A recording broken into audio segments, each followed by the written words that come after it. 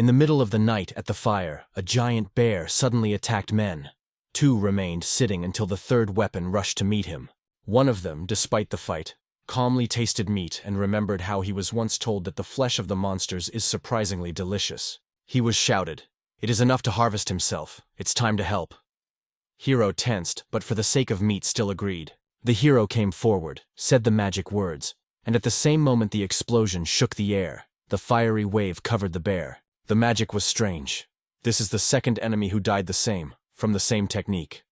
Hero did not want to listen, and ordered to cook faster. The man was angry. The girl asked her uncle to calm down. A little girl with blue eyes looked at him with regret and said that to quarrel. Bad. The uncle was feeling and smiling, again called Muir sweet. Hero called the Lulkin man and shouted to hurry. He became angry again, and Muir intervened and asked both not to fight. He looked at his hand and thought he had learned to fight the monsters. Squeezing his fist, he still couldn't believe how much time had passed. It was this ability that the reason why he was called to this world. He had a special role. It all started since Hero was drafted into another world. The soldiers shouted joyfully because the princess finally managed to complete the ritual. The princess also shone with happiness. She was first able to call real heroes to her world. Not only Hero but other heroes appeared on the pentagram, the same as he. Everyone with his own destiny. The guy asked a girl named Chica if everything is fine. But in response, she asked where they were. No one knew. Shuri and Shinab were still checked. All were intact. The princess smiled warmly with the newcomers and thanked the fact that they responded to her call. But the characters did not understand anything and were only surprised. She apologized. She reported that all the details would explain the king himself, so they should follow her. Hero thought, but it was already too real to be sleeping. This place was definitely not Japan, and the boys were told before, they are chosen heroes. They checked every little thing, making sure that it was not a dream or hallucination.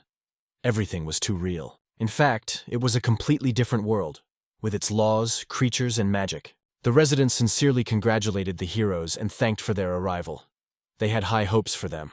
Seeing their confusion, the princess asked to keep calm. The king himself will explain everything. Hero thought that the king behaved selfishly. The king began to explain, this country is called Victoria, and the whole world in which they found themselves is called Edia. His name is Rudolf Strauss by Arclea. He is the ruler of Victoria. And the girl next to him is his eldest daughter, Princess Lilith. He revealed the main reason for the call. In order to protect Victoria, the characters must destroy the evil demonic king. The name of Tashi to the king seemed a little strange. He did not understand it quite correctly. The world of Edia is the house of 4 races: people, demons, animals, and spirits.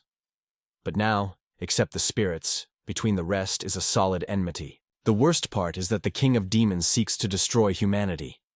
He has an incredible power. No race is able to withstand him. People would not withstand the battle, so they used an ancient spell of the challenge of the heroes. Only the royal family knew such magic. It is dangerous, but it was the only chance. The princess shone with happiness. The ritual finally succeeded, but it turned out that this was not the first attempt, and the king just grabbed his head.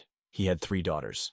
It turned out that one of the daughters died, and the other is still in a coma after a failed attempt to call. The characters were shocked by the victim. Tashi suggested helping. They can protect this country by defeating demons.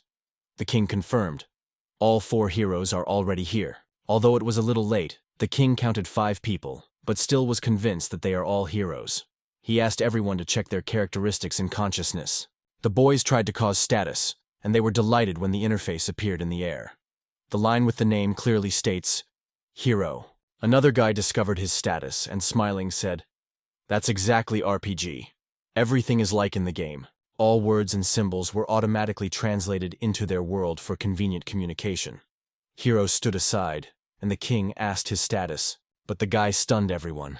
His figure was completely different. It was assumed that he could be a magician or even a sage, but in any archive was not mentioned. It looked as if he had to fight it all. The king was particularly interested in his title. Hero calmly replied, "Silent observer." It surprised everyone. There was no such information. But Tashi seemed to be beginning to guess something. She recalled that Hero appeared just when they were talking in the classroom. Something was strange in this match. The guy confirmed. He was an ordinary man, just accidentally got here with them. Taishi did not understand why he was removed. According to him, Hiro realized only 4 had to get into this world, and he had nothing to do with this situation. So how will the princess will fix it? He also added that they were called only for the sake of benefit, and at home their families, probably in a panic. In any case, Hiro was convinced that he does not oblige him to stay. He was not associated with any promises or oaths, but the boys reminded him they were classmates, and the girls also supported these words. He shrugged his shoulders. Only the school passed. They did not communicate even in the classroom, so it was pointless to talk about connection. An awkward pause came, and Hiro honestly said, "They only need 4." He did not consider himself a part of it, and he asked not to force him to fight with demons. His choice was obvious. He would rather return home. But ancient records say that the demonic king knows the spell of return. So, to return, you need to destroy the king of demons as soon as possible. And Hiro considered Tasha at the heart of the soul, and the king, by the way, agreed with it. The king added, "Their country is beautiful, and maybe it will become a new family for them." And when Tashi remembered his family, the princess asked not to worry. All traces of their existence in the native world were erased, as if they were never there. 4 heroes were shocked and began to ask about it in more detail. The girls wept, imagining that they could not exist. The princess asked to calm down. This is just the consequences of the spell, and after returning everything would become as before. But Hiro did not believe. It looked like a lie. The princess just wanted to make them help. It seemed that the hero no longer worried home. He resigned himself to what he would stay here. It all started with that road accident, and if it were not for her, nothing would happen. Remembering all his past, he realized he was indifferent to where to live. There were no connections. As Hiro already said, they were summoned too suddenly, and Tasha agreed. It was selfish. But despite everything, the guys still wanted to help. They played a lot in MMORPG. One of the girls laughed. Instead of a boring consultation, it is better to have adventures. The other called it a fun experience. The king was glad that all 4 agreed to take the test. Hiro apologized and said he would go on his own way. Tasha immediately stopped him. But the guy refused. He had no obligation to the country. He is not a hero, but an ordinary man. But once he got here, he will live as he wants. The king agreed, and the guy said goodbye. Hei could not put up with it. She asked Hiro to wait. She grabbed his hand, not understanding what he can call himself a man in such a situation. After all, the people of Victoria bowed their heads, believing in them. Teshi believed that he could at least try to help, and Hiro pulled out her hand. The girlfriend Teshi said, "It is better to leave him because they don't need it." The girl was embarrassed, but the other replied that she did not care. The guy confessed that it may look like a game, but it was a reality, and he would have to take risks. The girl added that if they are heroes, then Hiro was an ordinary man, and Tasha should weigh his condition. Everyone agreed with this and decided that they would handle themselves. Hiro said goodbye to them and wished good luck. The princess caught up with him to sincerely apologize. She leaned and sadly expressed pity. The guy asked not to worry and left the castle. It was noisy outwardly.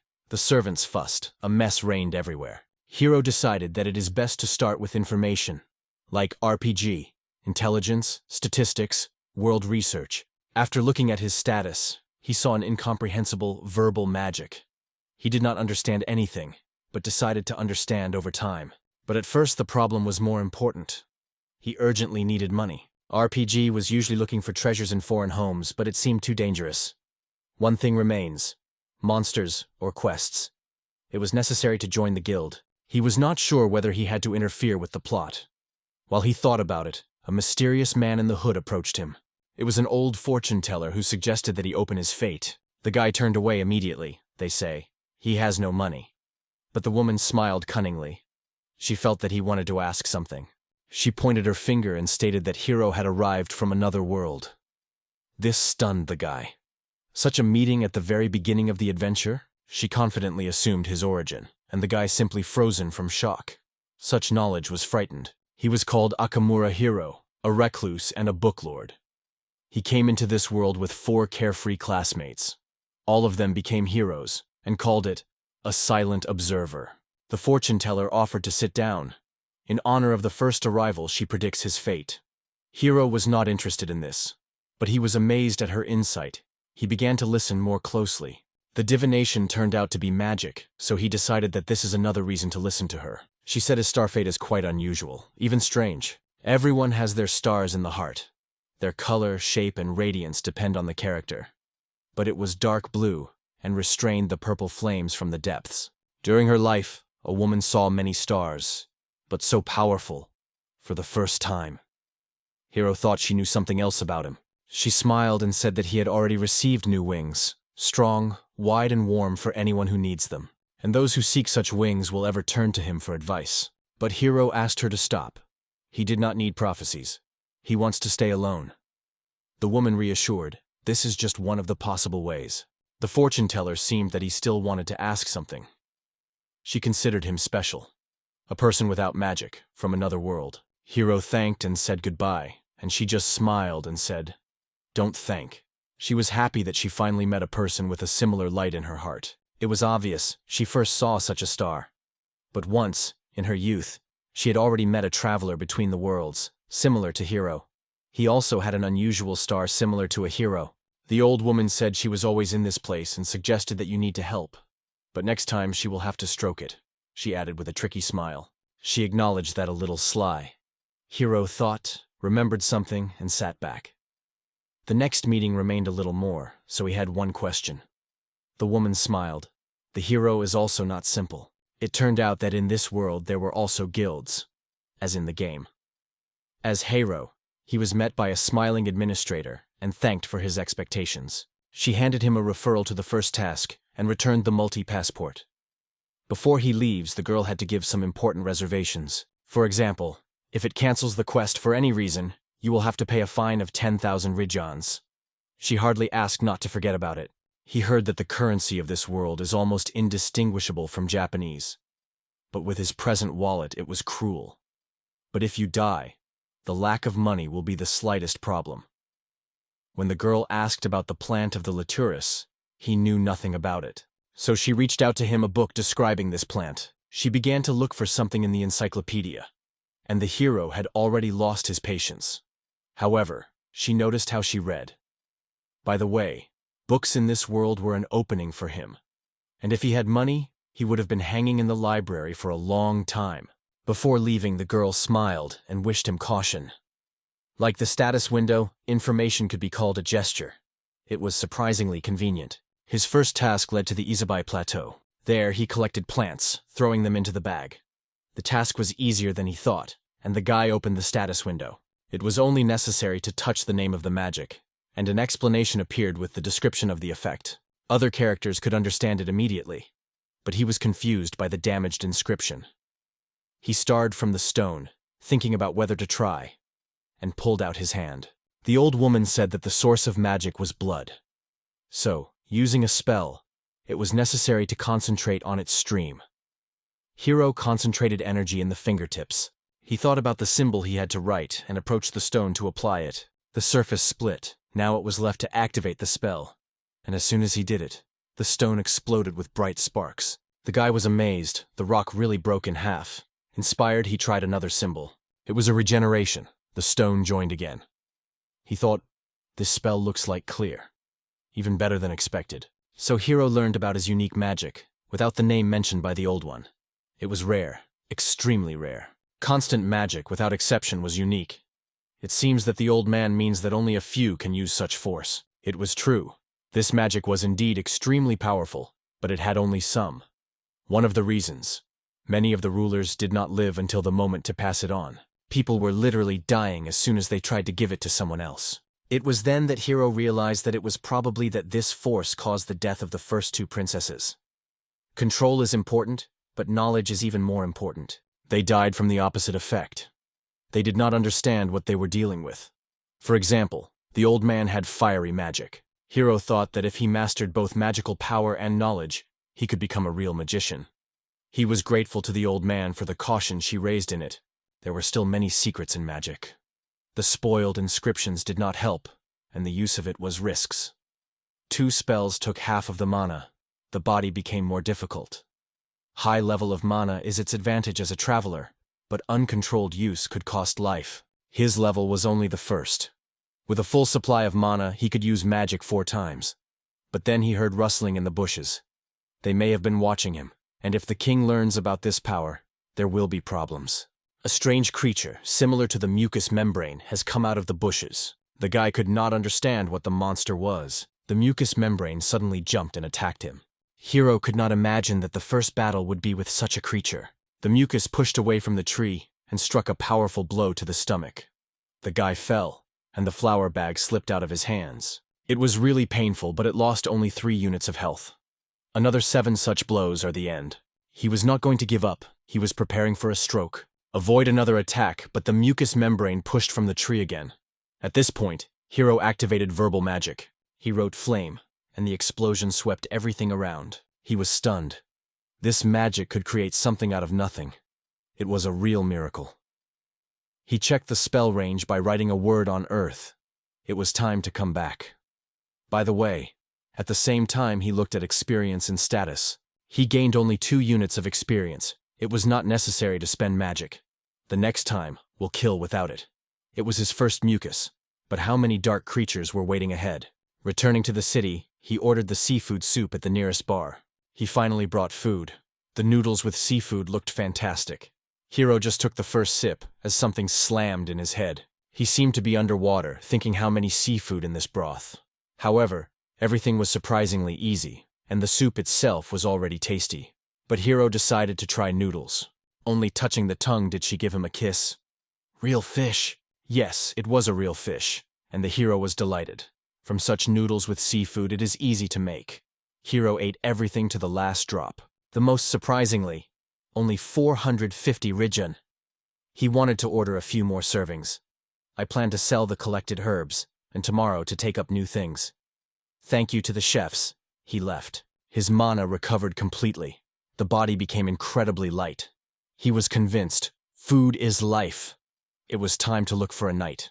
Tomorrow is a focus for earnings and pumping skills. Hiro went to Kugro's forest that day. There he found and killed the snails, so he rose to the 3rd level. He already got well with combat equipment. However, there was no one in addition to the mucous membranes. He hoped to meet the goblins. They were the task. While he thought, he felt a dark silhouette behind his back. He was suddenly attacked. Hiro barely had time to evade and noticed how close the attacker was. There was a real goblin in front of him. Hiro looked at the monster and asked, "Do you want to live?" He shouted and swung. The hero substituted the knife, but the blow of the mace caused the gnashing of iron. Goblin opened. Hiro struck him in his stomach and thought, he seems to remain in this world for a long time. He detached Goblin's head and said, "This is my first step." Looking at the bloody scene and trembling hands, I realized that there was little pleasure. Looking back, he saw a whole flock of goblins. They were attracted by the sound of battle, but it played his hand. It's time to check his opportunities in a real battle. Hiro activated verbal magic. Sharp spikes escaped from the earth, having crossed Goblin. But the enemies did not stop. They came from all sides, gradually surrounding it. The hero predicted the offensive, and instantly exposed the blade. The blade covered the lightning, and Hiro cut the whole group of goblins in one movement. The earth around was flooded. He thought, this place is definitely not for the weak-minded. These were not mucus. It was a real slaughterhouse. The hands trembled, though he considered himself emotionally cold. There was a thud behind. Hiro turned sharply. He thought he would have to destroy everyone until there is no one left. And he shouted the monsters. Let them come closer. He decided he would continue to kill until he gets used to it. He soon returned to the guild and laid out a bag with trophies on the table. Asked to evaluate 22 goblins. The administrator was surprised. How did he kill so much? Moreover, he recently registered. But Hiro was tired of listening. He asked to evaluate and decorate everything.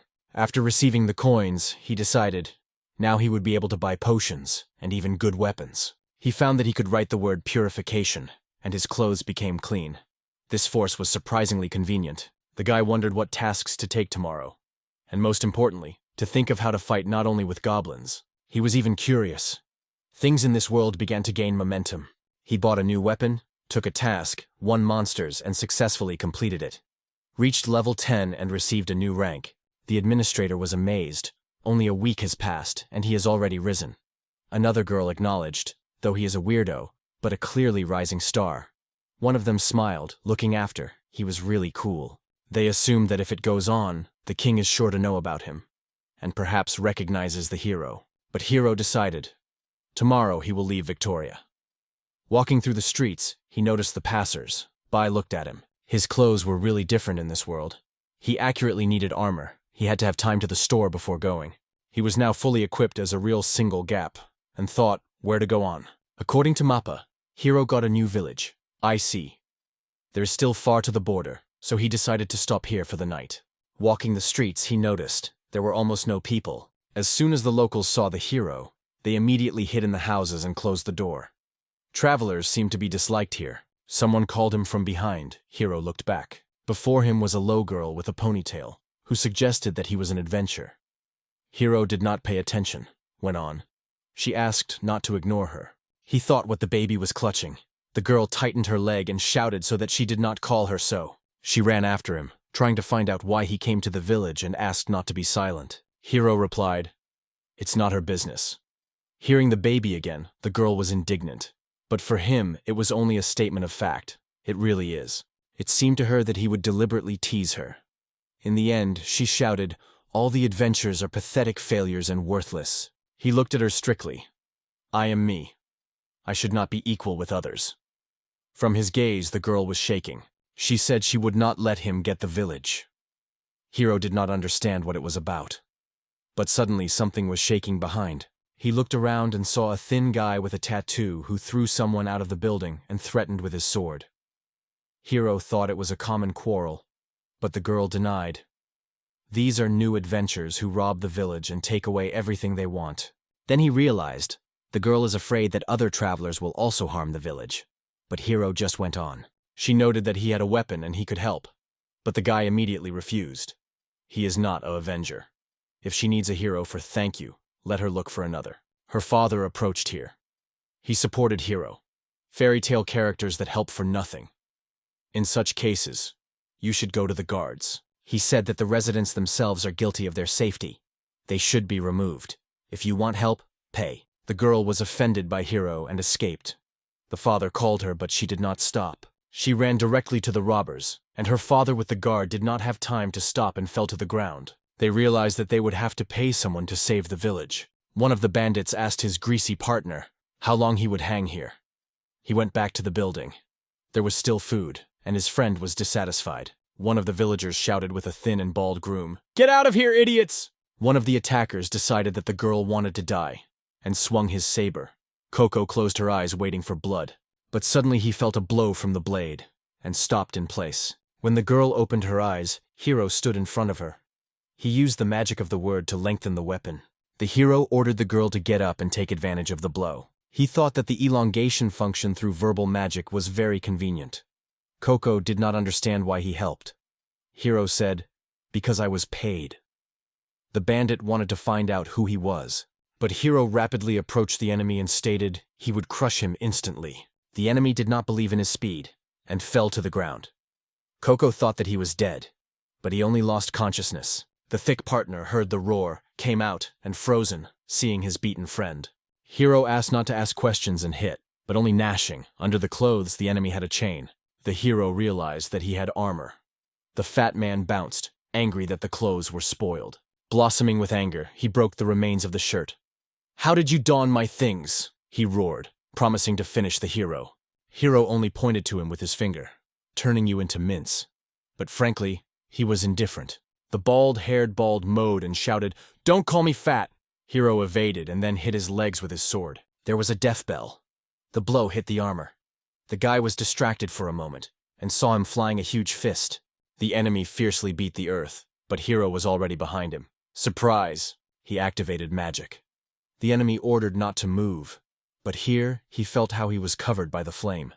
He fell, burning, and a burning symbol was illuminated on Hero's fist. The hero hit the fat man in his face, pressing it into the ground.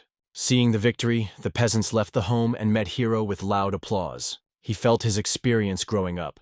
Even in such types, they gave a lot. The girl's father acknowledged, Hero is an incredible adventure. The hero himself believed that these two were just weak. However, the peasants did not agree, because these brothers Harios were famous robbers.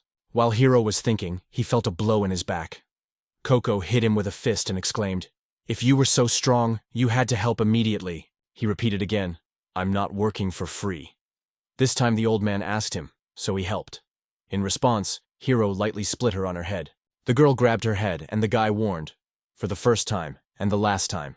The father laughed. Apparently, the hero wants rare books and delicious food. Hero did not deny and went with him to the army. There were many things inside, and the man called them. Coco's father gave him katana in the name of ponming, a rare weapon created by one of the mushrooms. It is not a simple human weapon for power. This katana was created for cutting at speed. Hero has already heard of this. The punching was not just sharp, it easily penetrated through the thin blade. The hero was amazed. How did the two not stole such a thing? It turned out that Coco's father hid her in the basement, feared for his life. It was a completely different thing, not like the rest in the store. Earlier he wanted to leave it as a family relic. Hero proposed not to give it if she is so valuable. But the man insisted. These weapons will bring more benefit to the hero. But Hero believed that he was overestimated. He did not save the village from good intentions. In any case, the man had another thing for Hero. When everything was over, Hero left the store. Coco called him and threw him a small bag. She blushed and said it was a fee that was discussed earlier. Hero opened a bag. There was a cookie. He was surprised, but tried immediately and said it was such a payment that he wanted to get from the kid. Coco again stamped with her feet and shouted, "I have a name! Coco!" She pointed to him with her finger. "What is your name?" "A savior." Hero replied, "Hero, Akamura Hero." The girl blushed even more. The name Hero literally means hero. She said goodbye and fled. The guy was surprised to see that he rose to 2 more levels. These 2 gave him a good increase in experience. New bonuses have emerged in the status, all thanks to the new title Awakened. It was a significant upgrade for the traveler between the worlds. Although he was not a hero, the title of traveler had its advantages. He even opened a new magic, movement through the air. He activated the symbol at a long-distance wait, and the magic worked. His power seemed to be increasingly creed. He has already managed to give a book about the history of the world, good weapons, and many useful. And this is only the beginning. Smiling, Hero fell on the bed and thought, so what is it? A real life. In the morning, his father and Coco decided to check whether the hero was still here. And they were surprised. He disappeared without saying goodbye. Coco almost wept. She prepared his cookies yet. Her father reassured her they would still meet, and not just. Now they have his sword, a real relic. Meanwhile, all other heroes remained in Victoria. Kishi, sitting, complained of pain in his shoulders. The armored man praised them. The boys are almost accustomed to local adventures. He smiled and said, "While that's just a good mentor." He laughed, and it seems, even wandered. They always worked well as a team. Tashi fully agreed. In recent missions, they have strengthened significantly. Everything was the way they predicted Akarichi. You only need to keep the pace. One of them fell to the ground from fatigue. Today he has exhausted it. The girl joked that he was too relaxed. Princess Lilith came and praised them. She was satisfied how many tasks they completed today. The princess reported that the bathroom was ready. The girl said Lilith was very caring. In a girl's bath, one of her girlfriends asked if something strange has happened lately. Lilith replied that the soldiers, returning from the patrol, told something interesting. Allegedly, 2 criminals were caught in the IMS village. One of the girls said it was good news, but the princess denied. What the peasants told, it is difficult to believe it. The girls did not understand what it was about. The peasants claimed that they were rescued by the hero in a red cloak with black hair, which lengthened the sword with magic and behaved boldly. The girls looked at and immediately mentioned hero, but one of them faded. It cannot be that the rude man saves people. The girlfriend thought she was exaggerating a little, but the words of the princess did not go out of their head. The girls thought, what really happened? And where is he now? Meanwhile, Hero sneezed and went quietly. Looking at the map, he understood. To the border is far away. Next stop, area with a strange name. Torches. The hero was too hungry and regretted that he did not buy more food in Imise. Along the road, he came across the berry. The fruit seemed edible. But breaking the plant, noticed a strange root. He shouted, and from surprise, he released the plant from his hands. Immediately after him, a flock of wild animals, on all sides.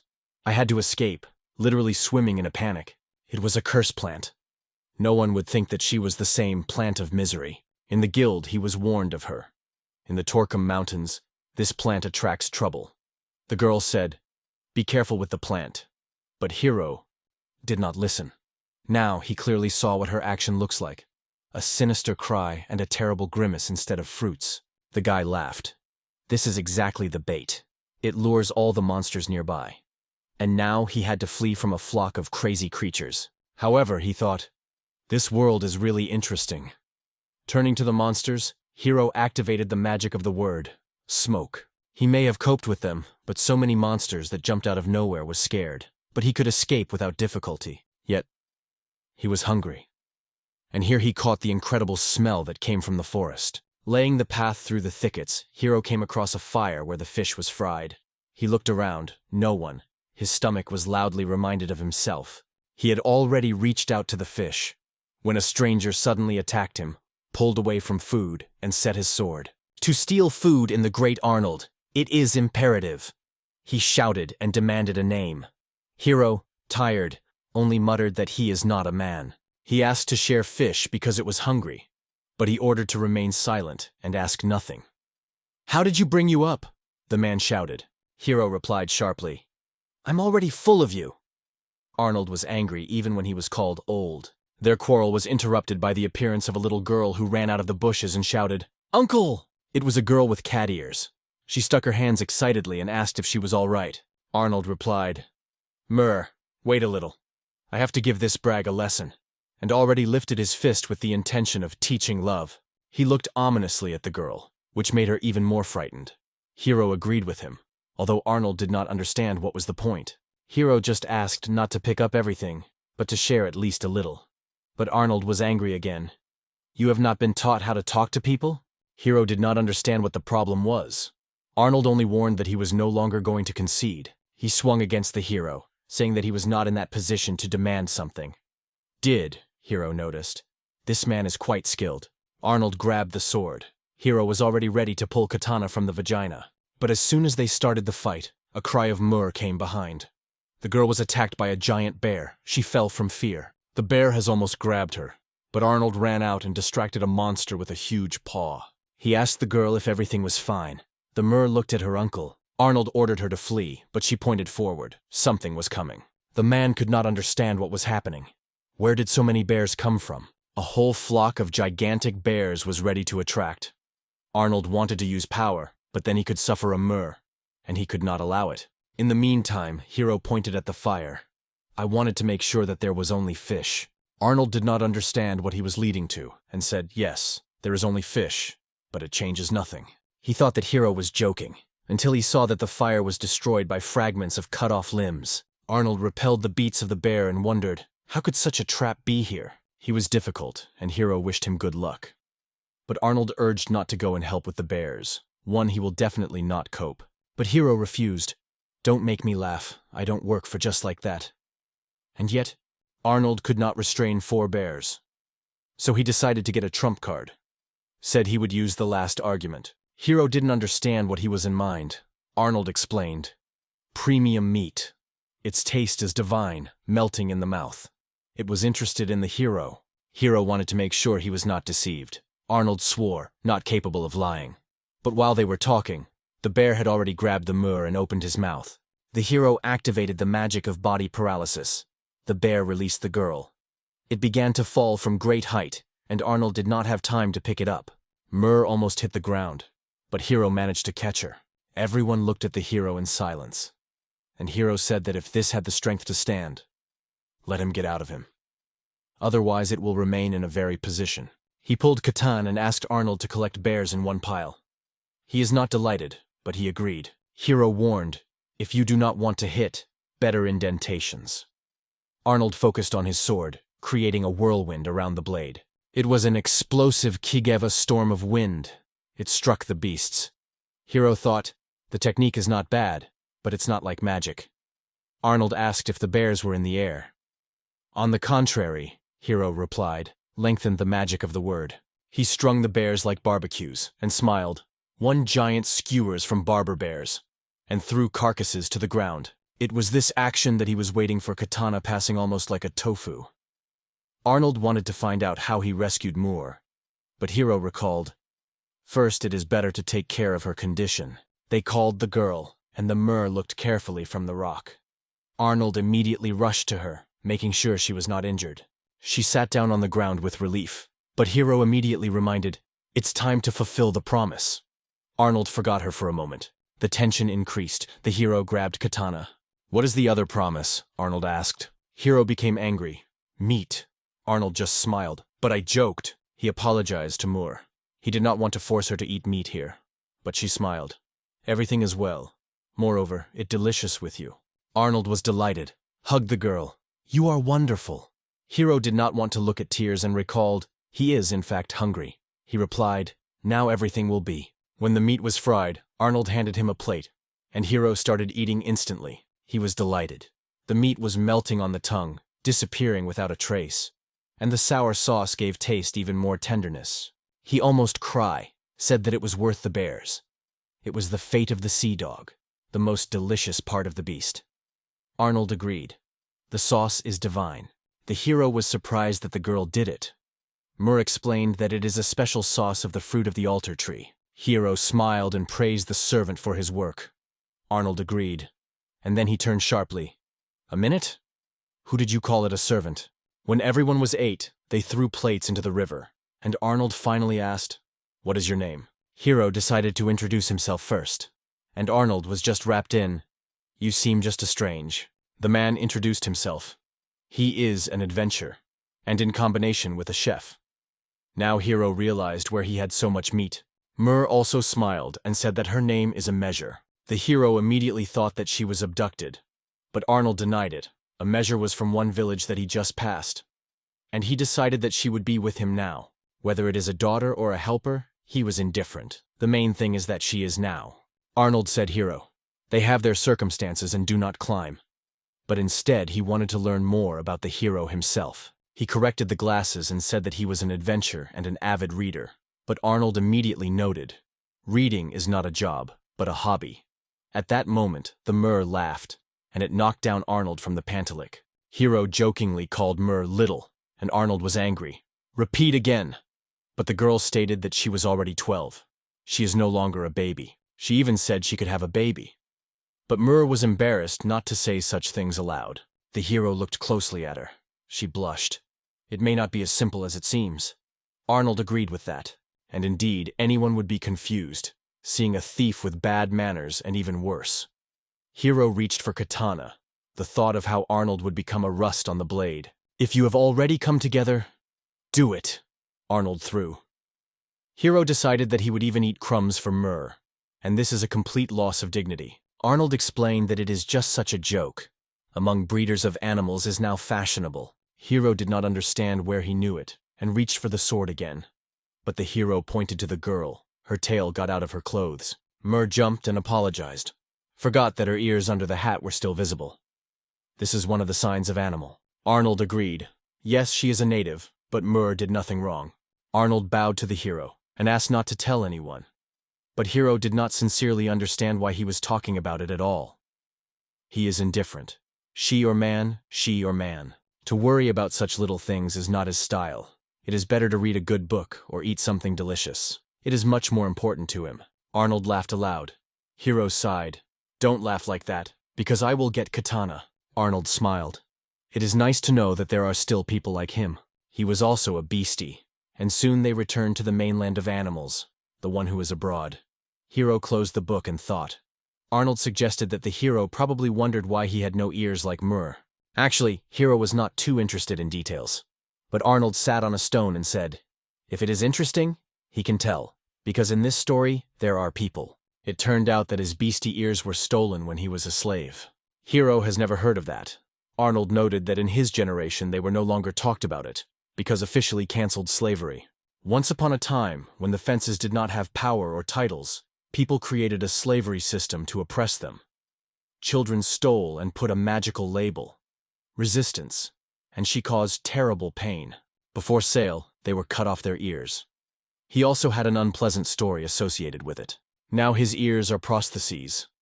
They were created by a familiar master, and they looked very plausible.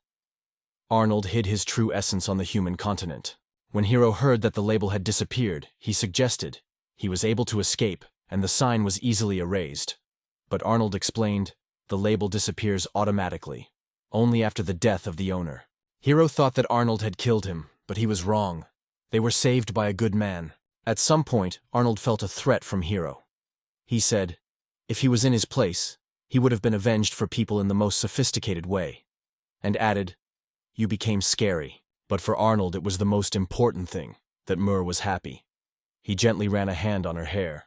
Then he remembered, and what are you doing here in general? He thought that he probably had a mission in Hiro, but he answered, he just crosses the border as they do. Why do a person go to the continent? Arnold was surprised, but for Hiro it was simple. Because I want it. And in general, now in the world is restless. He was indifferent to that. He just did what he considered he needed. Arnold was surprised and laughed. You are really funny. And Hiro thought, this pervert clearly has some problems. Arnold did not understand how much the hero would call him so. Hiro addressed Muir. Do you want to shoot a hat? She thought a little, and carefully agreed. As she removed it, she lowered her eyes right away. She was embarrassed through her beastie ears, but Hiro found it interesting. It even seemed to him that it was a good sign, to meet the animals so quickly after arriving in this world. Arnold, seeing how he was ashamed, felt a slight annoyance. He stood between them and whistled. Hiro asked, what are you doing? Arnold pretended not to understand, and Hiro just threw, but you just pretend to be a fool. Arnold jumped and said, it is enough conversation. Fate brought us here. We go to the same place, so let's move together. I feel you will become a good friend to me. Thinking a little, Hiro decided, Arnold was wrong. If you want you to follow you, ask politely, not command. Muir and Arnold still followed him. And again the man was convinced. This guy simply does not know how to communicate normally. On the way, Arnold thought, what is the level of Hiro? He did not understand why ask. Arnold replied, his magic is strange, but movements, not quite ordinary. Physical characteristics as a person are high. And there is a thirst for battle. But the experience is missing, Arnold thought.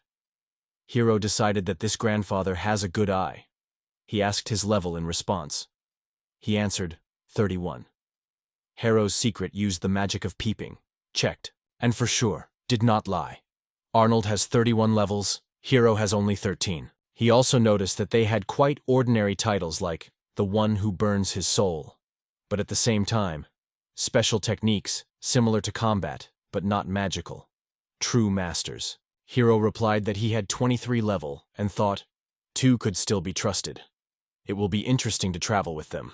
I'm better, Arnold exclaimed and clapped himself on his shoulder, which he annoyed wildly. He called him Lulkin again. Arnold was already skipping. The voltage between them increased.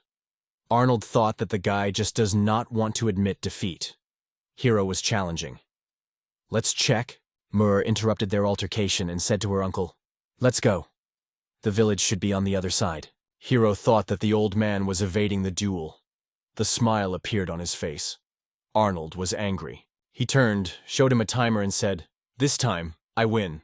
The Muir begged them no longer fight. Arnold agreed with a smile, and she reminded, I'm not small. Finally, they reached the village. But nothing left. Stone on a stone. There were no places where they were heading. They turned to the locals and asked what happened. One man replied, all through the raid. Hiro could not understand. Why have a few animals to arrange an attack? The eyewitness explained that they entered a clash with some strange group. The group set out absurd demands, and when the animals refused, they immediately attacked. Arnold asked, what about those? The man just clapped his teeth and answered. It was awful. Arnold tried to understand why it happened, and asked, how do they call themselves? And the challenges, having heard the name, punishment of animals. The thunderstorm with a storm raging outside. The characters hid in the room of the old house. Hiro read the book, and Arnold silently stuck in the floor. Suddenly, Arnold engulfed his anger. He shouted hard, frightened even Muir. Well, sit here with this gloomy look, he thundered. Hiro indifferently corrected the glasses. If you shout again, I will call a doctor and say that you are crazy. Hiro noted that his cry even cheered. Masochist, he thought. In response, Arnold kukok. Continue. Then he remembered that Hiro wanted to ask something. He specified, when will they finally reach the border? Arnold was starving. They may be worth slow down. But Hiro proposed to go further. The problems will be solved in the process. Arnold replied that he had such a life philosophy, not to perceive everything in person. But when it comes to Muir, everything is different. For her, he will destroy everything on the way. His eyes shone. The girl asked to stop, Hero realized. Uncle abused the title of law. She squeezed the pillow even more and said, Hero. He was rough. She is no longer a baby. Arnold was angry. A real beauty. But Hero was indifferent. He turned to the side and continued to read. The next day, Arnold decided to sell the money from the monsters, but there was no guild in the village. Hero just shrugged. Money, and so enough. You want, throw everything away. Cast out. Arnold was indignant. After all, most of the prey is a bijab needle, and they are valuable. You can buy rare ingredients and books for this money, he added. Hero couldn't stand. How much can you talk? They went to the store. They went to the store and saw the adventurer who scolded with the seller. He did not have the right product. The adventurer demanded a needle bijab. The seller sighed. We have no? Arnold nodded Hero. He had just. But that healthy man returned to the seller so sharply that he was scared of the girl. The seller looked harshly. The adventurer apologized. He was just over energy. He really needed these needles. His daughter bit a poisonous beetle. Arnold wanted to offer help, but Hero intervened. How about money, ingredients, or exchange? The adventurer replied, he does not want everything for free. He will gladly buy something and leaves more than gratitude. Arnold became awkward. He apologized. He said he was not worth it. His wife and daughter will be happy, and added, next time, we will drink together. But it's like a typhoon, Hero muttered. Arnold nodded, and you do not argue. Then they went to the city of Polos. The food was enough, so they decided to stay here for the night. Looking at, Hero noticed. There were no sellers in this city. In front, on the square, there was a noise. Arnold suggested, apparently some show. They got through the crowd, and they saw them. Directly before them were carts with people in cloaks with the coat of arms. Punishment of animal. Arnold whispered Hero, we have to get out of here. But suddenly a cry came. Don't move! Anyone who tries to escape will be captured. They were sure that there were animals in the city. They came for them. One of them carried some interesting book. Another ordered everything to search. Hero wanted to take advantage of magic to see what a book was. He could not, but very much wanted to read. One of the punishments approached the girl and ordered the hat to be removed. Make sure that she was not a native, he released her. Then he noticed Muir that she was hiding behind Arnold. You, with blue hair, remove the hat, he commanded. I turn to you, Yorin added. Arnold realized he would have to fight. From the crowd they begged, release at least a baby. But the soldiers were roughly ordered to remain silent. One of them smiled boldly and said, give us confirmation, and we will show what to do with them. Then they ordered the mother and daughter to go out. Otherwise, there would be death. The fences came out in silence, and Arnold did not understand why it should happen right now. At this point, the boy from the crowd noticed the tail in the Muir. She has a tail, he exclaimed. Arnold turned with horror. Everyone also heard it. They were immediately surrounded. Don't move, came from all sides. Muir apologized to his uncle, and Arnold said, this is not your fault. We need to run away. But just a man with a bandage appeared in front of them. Stop! He shouted. Protecting the animal is not the best idea.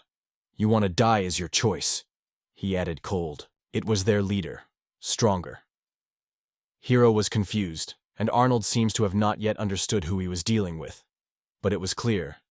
The old man intends to fight to the end. In calm conditions, Hero could interfere. But now, they are surrounded. The magic of words here was powerless. The Muir whispered to him, no matter who you are, a man or a feast, the main thing is that you are alive. The leader has switched.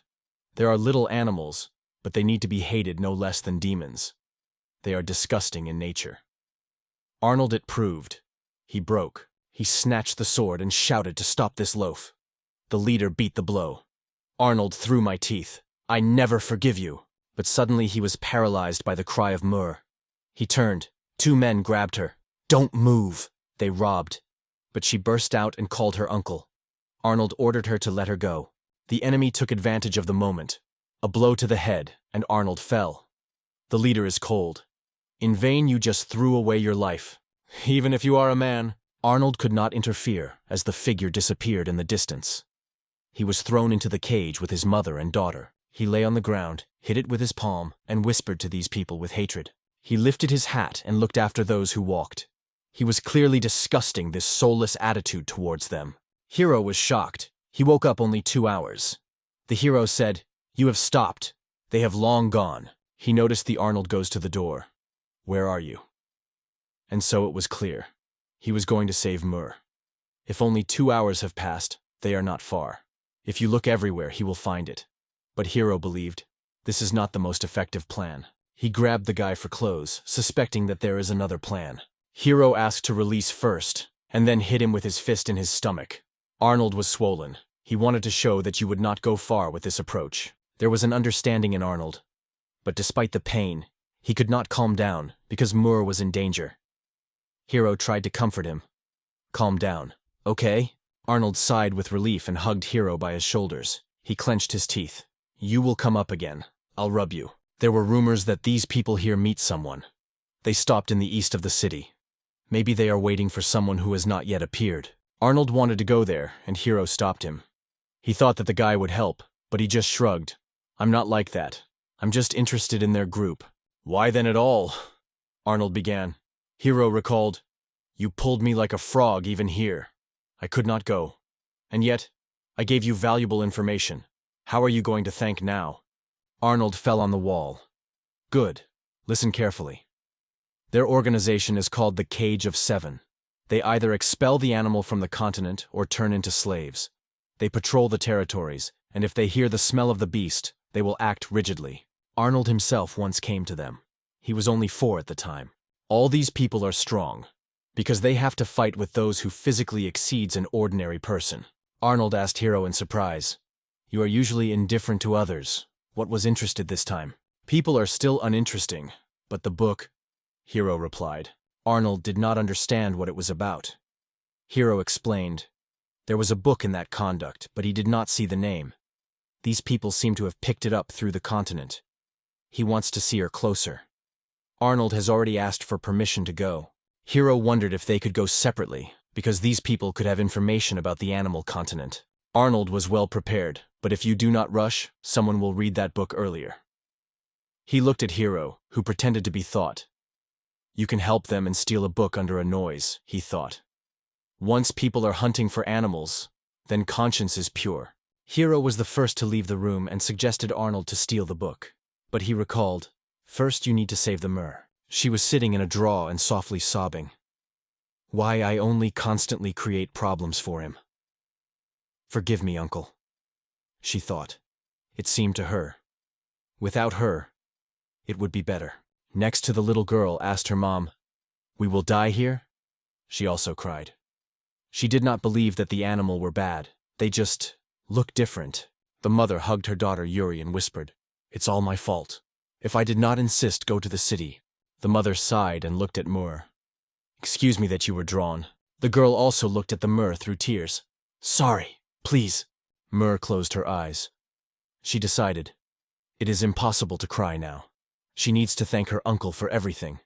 In addition, if she says that it would be better without her, he will break. And Mom and Dad are angry. She whispered Yuri, "I'm scared too, but nothing. There is a hero in this city. He will save us. He believes." Yura lit up with joy, grabbed her hands, and said, "I believe you!" Everything will be fine, Muir thought. And she remembered her uncle. He is already in a hurry to her. She also knew Hero would help him. Meanwhile, one of the people with a band worshipped in front of an obese man, Mr. Apiro. The one with the rings on each finger, breathing hard, wiped sweat. "You don't need a ceremony. You always ran for me." The man of sweating is increasingly... It seemed to him the heat is unbearable. Others only nodded without deciding to say that the heat was only him. Apiro pulled an artificial smile. "Show the product." One of the subordinates showed a vest. He looked inside. There were 3 girlfriends. His eyes lit up. He pulled his thick hands to them. The girls were scared and shuddered. Apiro Sativ musicaled, True Beauty. He was always pleased with the work of Sir Falls. He was proud of praise, wiping his sweat again, and did not look at the Muir. Her silver hair gave it a silver wolf in it. Apiro immediately realized, this is a rare copy, a very valuable trophy. The other 2 are cats. He also pleased it. Thals saw that the client was satisfied. Pure agreement. For fails, it was the only way to use these dirty animals. He submitted a Piro agreement to sign. He laughed. Falls, you are a real merchant.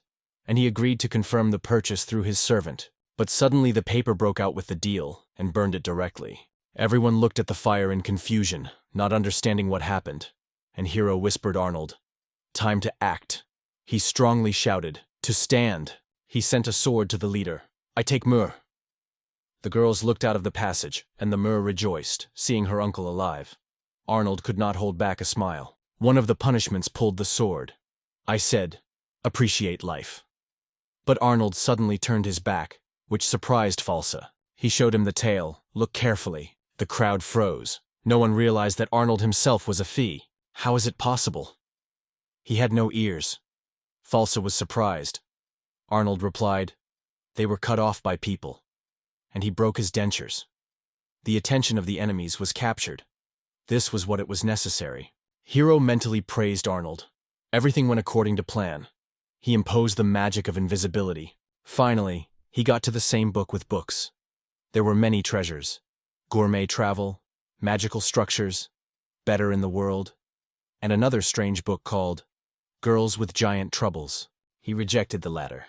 Others folded to the bag, used the magic of movement, and the bag was in the bushes out of the passage. It is impossible to use two action words at the same time. It is good that Hero knew it in advance. The effect would last for another minute. It was necessary to be careful. The next step was to fulfill Arnold's request. Meanwhile, Thals talked with Arnold. "I did not really expect you to be a ghost." A Piro intervened. "Phoo, disgusting. Men people are not interested in me." He frankly showed disgust. "There are no buyers for such as you," one of the people added. "Discover yourself. Was born like that." Arnold just smiled. "This time I will not lose you." Falls swung the sword. "Says someone from a race that is not even capable of magic." Arnold decided he would be fighting even without hands. But the whole group of opponents simultaneously used fiery magic. The huge shower of fireball flew on him. He used the explosive claw of the wind that destroyed the entire flame.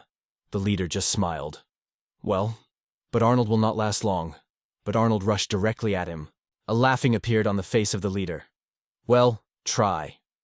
In the meantime, he approached the girls and just pushed it away. "You are a coward!" Arnold shouted, but he considered it only tactics. The group opened a heavy fire again. The battle tightened. Arnold began to lose strength. Thals thought, "The end is close." A Piro dreamed, "Imagine them without clothes. I will take good care of them." His distorted face glowed with excitement. Arnold was already glowing with his teeth from disgust. "You will just stand for a long time?" he shouted to the leader. He did not understand what it was about. Arnold was already preparing special equipment. "Well, try my blow," he called. Thals did not believe that he was going to hit directly on the conduct of the animal. Noah's porch of wind broke up the space. Everything was sucked around in vortex, horses, the attackers themselves. Falsa was shocked. Did he still have strength? One of the opponents was amazed. Arnold withstood a full blow with an explosive wind. Incredible. For fails, it was only a wild beast. He got into his storm! But the animal was not damaged. Arnold was fucking. He calculated everything. Falsa looked around in a confusion, and the girl's voice heard. Muir was already standing next to Hero behind Arnold's back. She shone, seeing her uncle alive. It seemed incredible. How did they get out of the storm?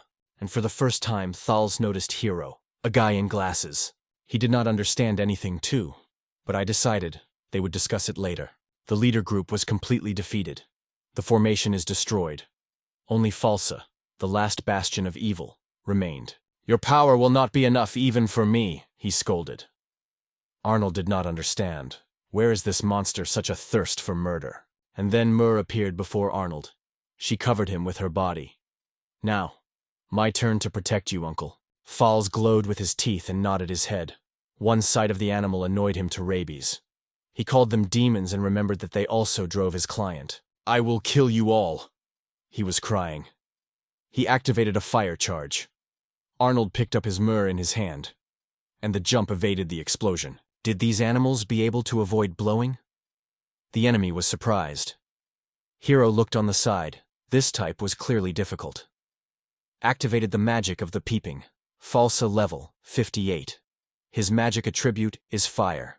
The difference is 27 levels. The enemy plays with them like toys. Hero used to not be hot, but now the old man was in real hell. And here the hero felt something is wrong. Heat. And suddenly his gaze fell on a bag of books. He shouted with despair. Arnold looked around and saw Hero use the magic of cooling, but it was late. The books crackled and burned. Hero fell to his knees. He lifted one of them. She crumbled into the dust right in her hands. The guy shuddered and then began to laugh. Arnold did not understand. What happened to him? "Force it, bloodthirsty freak!" Hero exclaimed. "How did you dare to burn my book?" Falls did not understand what it was about. Arnold reminded that these books were alien in general. Hero didn't answer. He used the magic of speed and disappeared. The force has wrapped something, but it was too late. He felt, this guy is definitely not ordinary. Arnold did not have time to understand what was happening, as Hero was behind the enemy's back. But the force smiled. The enemy was teleported behind Hero's back and hit him just in his back. He fell to the ground. "That's everything for you!" The forceps burst out and removed from his eye. Hero froze, looking at his creepy eye. The force laughed. "It's an eye. Their gift. You will never understand my pain." Arnold was shocked. Did it be done with him? "The pain has turned into hatred!" Foresight rushed to Hero, but he blocked Katana. "I never forgive," said the enemy with fury in his voice. "Never. The very fact that they exist calls me at once," he added, with true hatred in his eyes. "And you, the hero who got up on them, you are the enemy to me too." With these words, he hit Hero in his face. He flew to the tree, and then it began. A rude, cruel beating. Hero was blood flowing. He understood. If it continues, his life would end. He tried to use the magic, but the forceit grabbed him by his hand. His right eye. Every movement of Hero saw in advance. It was obvious. The eye of Forcita not only expanded the field of view, it also enhanced physical abilities. He released Hero, who fell to the ground. He thought, this type is a sick person. The enemy brought the sword. Red-headed, it is the end. Arnold could not stand and threw his sword. The force has repelled the attack. "I see you," and promised to kill Arnold later, so he commanded to stay still. Immediately afterwards, he launched a purple spear that exploded in front of Arnold, and threw it back. "It is better not to go, if so weak," muttered the force. But Arnold remembered the animal who killed. The force also remembered that destroyed village. Arnold shouted, "Why did you do that?" But the forceit was adamant. He hated all their kind. Hero intervened. I understand where you lead, but..." And at the same moment blinded Forcita with the magic of light. He grabbed the eye and roared. Hero thought, I seem to be guilty of the old. Without losing the pace, Hero began an attack, a series of fast blows on the body, and the final in the face. I pointed to the bloody face of the enemy. "This I return my debt." The forceit was treated. "You are a man. Why are you on their side? They are enemies." "Common sense is not a decree," Hero replied. "You have spoiled my mood, so I will destroy you." Suddenly Yuri ran out. "That's right. You have to die. A freak with a nasty eye." "What did you say?" shouted the force. Yura tightened with her foot. "The monster." The mother did not have time to stop her. The force was ready to release a fiery ball directly into the baby, but Muir saw it and rushed, covering her. There was a powerful explosion. "Muir!" Arnold shouted. It was hard to believe, but when the smoke was scattered, he stood Hero. He rescued the girls, but muttered dissatisfied. "You are just interfering." It was necessary to escape. His hand was struck by an explosion, but Hero did not give it a meaning. "Empty! Go away!" Muir wanted to thank, but seeing his gaze, grabbed Yura and ran to her mother and Arnold. Arnold got up. "I will not retreat. I will protect them. They are my customers." Forceit was chosen by rage. "Your hand is broken. What do you do?" But Hero just smiled and activated the magic of recovery. His wound disappeared. Foresight did not believe the eyes. Hero used the magic of healing, and also light magic, although not a priest. "I think as I want," the guy replied boldly. Foresight decided to stop the game, and was preparing to destroy the hero with fire. He released a hellish charge, which was followed by the drain of fireballs aimed at Hero. A loud explosion came. Arnold and Muir froze. The heart was squeezed. Did Hero died? But fortunately Hero came out of the flame, quite unharmed. He rushed into the front attack. The Forsyte was killed. No, just die. But unexpectedly, the fireball disappeared. Forsyte didn't understand. How so? And Hero nodded to the enemy's feet. He glued them to the ground. How does it combine light and earth? Said the Forsyte. But he did not have time to react. Hero hit him directly into his face. This is the first volume of the gourmet's trip to the continent, Hero exclaimed. A new blow. And this is for the second and third. Arnold was surprised. I have not seen such a manic love for books. After a series of blows, the Forsyte dropped on his knee. He tried to collect the remnants of magic. But Hero thought it would be interesting to defeat the fire magician with fire. He activated the symbols, mountains. He ordered the enemy. The flames swept the body of Forsyte. Here's a lesson. Choose enemies more care. In the last breath, the Forsyte was in Crypco. Who are you? Hero thought for a moment. Then, looking at the fire, I am a unique boss. He reached out to the enemies. Remember my face. He also looked at Arnold, Muir, and Sarah. He looked at the enemy's body. By the way, you are completely naked now. He added with disgust, and you still call me a pervert. The Forsyte was just cried in shame. I will never forget this, he screamed. Hero, turn! And he threw a stone that hit his forehead. The hero confirmed that it was indeed a fiery magician, but few would believe that he will last for so long.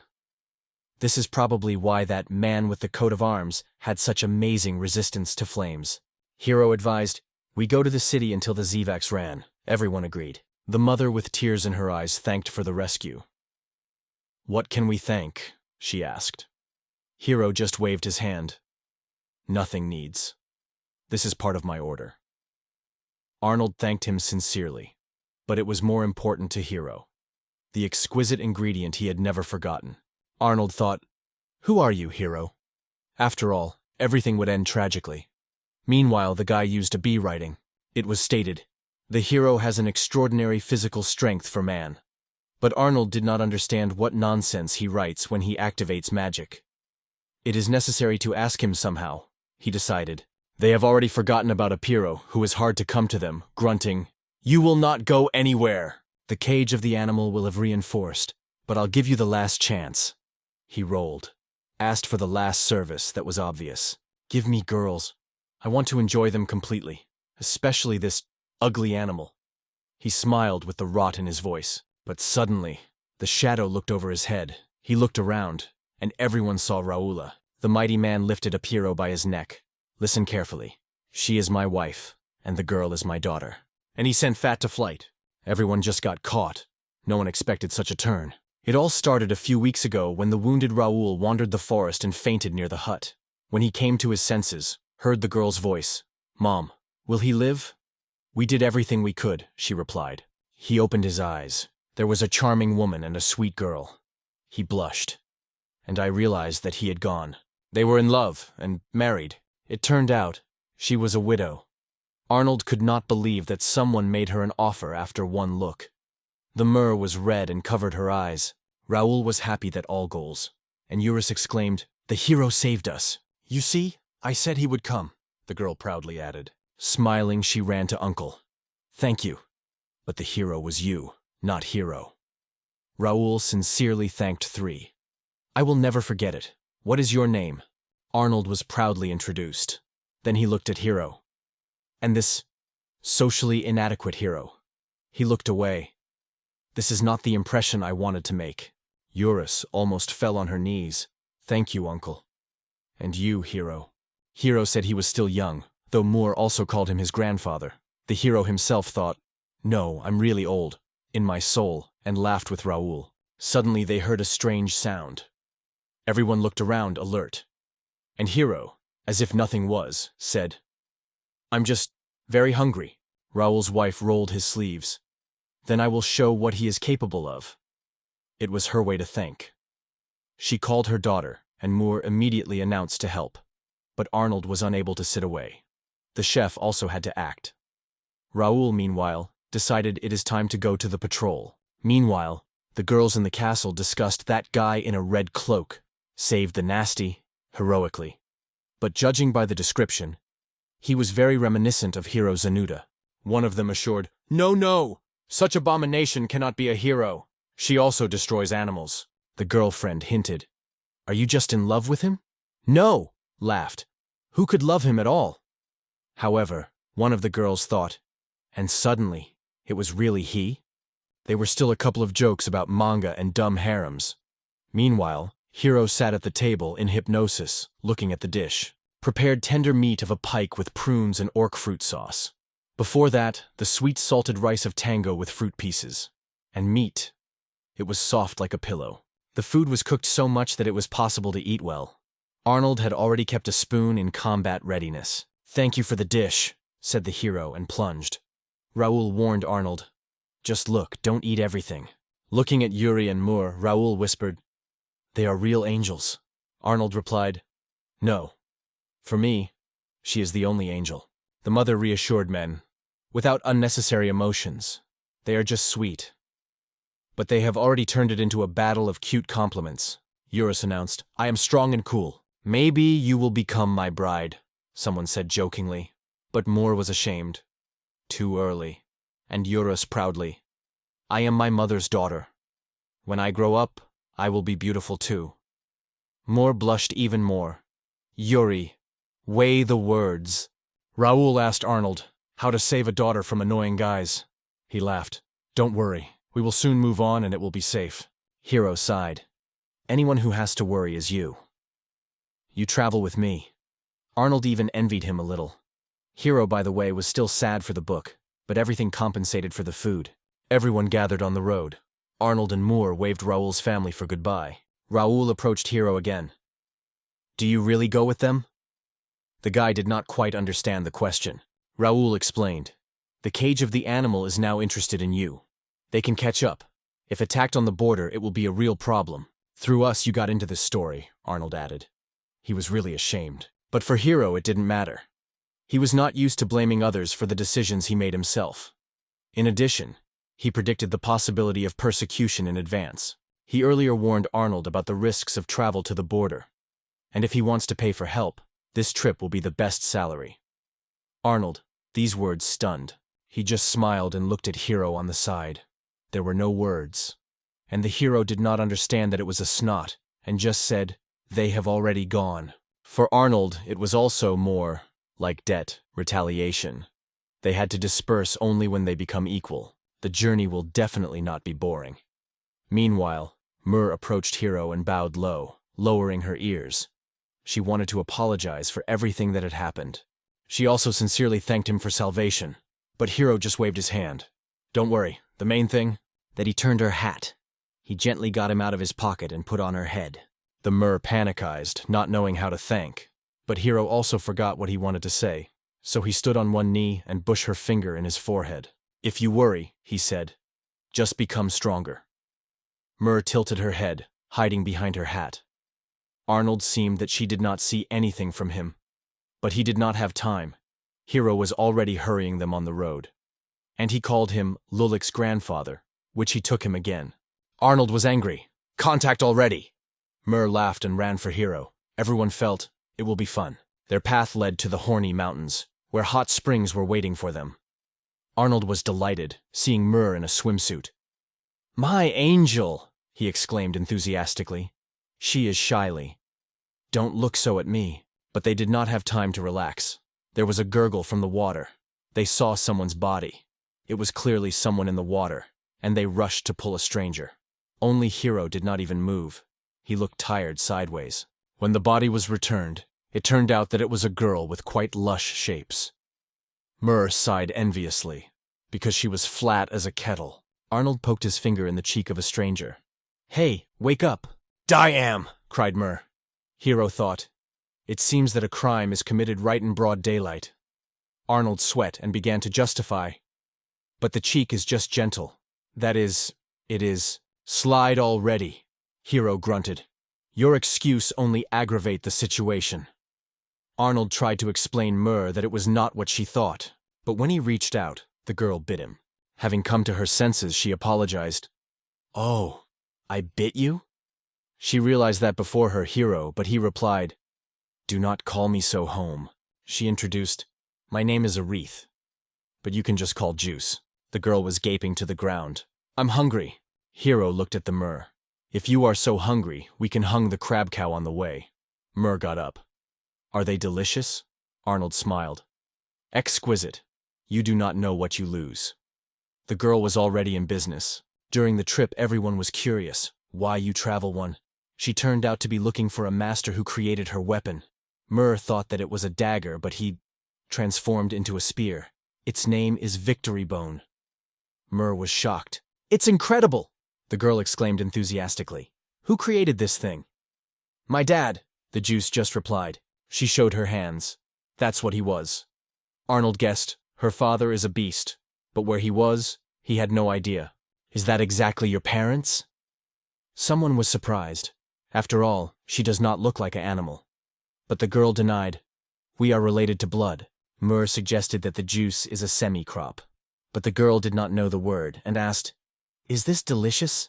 Someone said that the semi-grain is probably without ears, but Arnold explained, not always. The child can inherit the human appearance, but remain an animal. If it is dominated by animal blood, everything, from hair to facial features, will be animals. But it will still be a family. The juice was surprised that the boys were not afraid. Because others, when they heard that it was flowing in it, called it monster and taboo. Why is a taboo? She didn't understand. Arnold explained that because of the mixed nature, such as she, they cannot possess magic or martial arts as representatives of pure races. And so they are considered heretics. Arnold turned, showed his tail. And we are the fences, Muir and I. And we are not afraid of you. You are not a monster. You just are not lucky with your talent. He looked at her. Juice, you are not a monster or taboo. You are just you. The juice looked at Hero, but he did not sway what she wanted. Arnold laughed. But he is straightforward to horror, but real. Instead of concern to racial differences, Hero preferred to focus on reading books or delicious food. He said so, but it was not before. Lulleton, old man, I'm hungry. Come on, Hero exclaimed. Arnold Kip. How much can I be called? And aren't you a grandfather? Asked Yura. Arnold is annoyed. No, at all. Muir only. Uncle, calm down. Finally, they got the area where the crab crown should be. Hero caught one and lifted. There is. A good sign. Arnold was amazed. Finding one in this source is already a victory. Arnold became fascinated. But crab cow's creatures are timid, rarely go out to the surface, and still have supercharging. Finding them is a great luck. Hero asked, And what if we don't find any more? Arnold replied, So we will use your magic. Just as Arnold lifted the Krabokorov and sharply broke down and splashed back into the water. What about? Did not understand his grandfather. Hero just sighed. Probably a bonus in the whole story with a beastie cage. The hero was not going to catch the prey himself, and Arnold began to shake at Hero's gaze. He decided to start himself. It will be so faster, he said. The juice also felt the tension and said that Hero was scary. But when Arnold dived, he shouted sharply. He heard something. But at the same moment, the earth under his feet wounded. Something giant lifted Arnold up.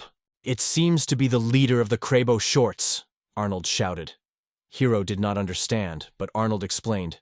When these crabs are frightened, they merge into one giant creature due to their camouflage. They obviously hid in the course until Arnold fell into the water. And now, there is no choice. You have to fight. This is so joy, Hero grunted ironically. Small antenna. To the ground. The crab attacked hydraulic cuts, which usually cut even steel. But in the case of Hero, nothing happened. His protection from the water was calmly repelled. But not only he was ready for battle, the juice rushed at the crab. Her spear shone in her hands. I'll help you, she exclaimed. Arnold smiled. Listen, she really knows. Hero nodded. I used to think that the spear was only for beauty. Meanwhile, only the Muir stayed behind. She watched silently. She kept her clothes and thought, I also ever become strong. Get away, said Hero.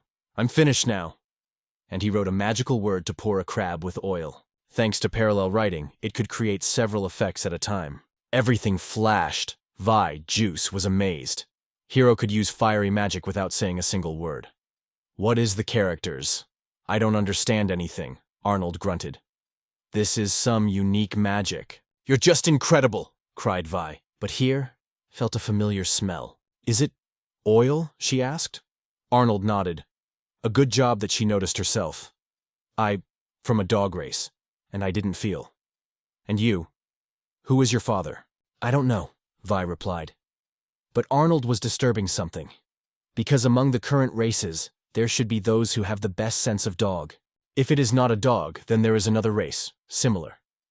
And this is, perhaps, one of the 3-year-old races of animals, gold foxes. Legends say that gold foxes could change the size, shape, turn into animals, and even retain the shape of the mountain. The most rare are 90, but those who gained this force were at risk of losing their mind. Hero sighed. It is a pity that they were extinct. By the way, the crabs were almost prepared, and Arnold shouted, "Boss! Serve!" Everyone had lunch. And here Arnold learned Vi went on a trip. At 7 years old, he was shocked. That is, from childhood you cut with monsters? How old are you? Arnold asked carefully. The juice, a little discord, replied, 14 dots. Arnold could guess himself, but he kept a comment with him. Not that Yuri. This girl was already formed. He thought, but immediately quenched himself. The juice called her uncle. Arnold shuddered. He believed she traveled alone, but it was not. She shared that she had been accompanied by others, but after learning her history, just went. So now that she met the people who accepted her, she was genuinely rejoiced. She smiled. Arnold was already blinded by this sincere, bright smile. Yuri asked if there was something she knew about her father.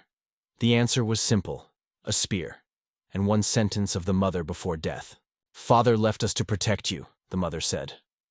For these words, they became fuel for her strength. She squeezed the spear. I am strong. I protect it. Arnold was moved. He stroked her on her head. You are wonderful. You try well. Yuri thought, Juice is really incredible. She lowered her head, a little ashamed.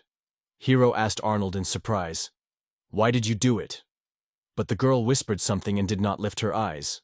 Hero already wanted to say something as Arnold was hiding. But she wanted you to stroke her. She tilted her head in silently, but he refused cold. She is not the only one who tries, Hero muttered. We all live as we can, and no one is obliged to praise you. She replied, I do not praise and travel for the sake of praise. And though I smiled, a touch of sadness was sounded in her voice. Well then you put me, the Juice said unexpectedly. So that Eurus frozen in shock. She just asked for herself? But Hero again cut off.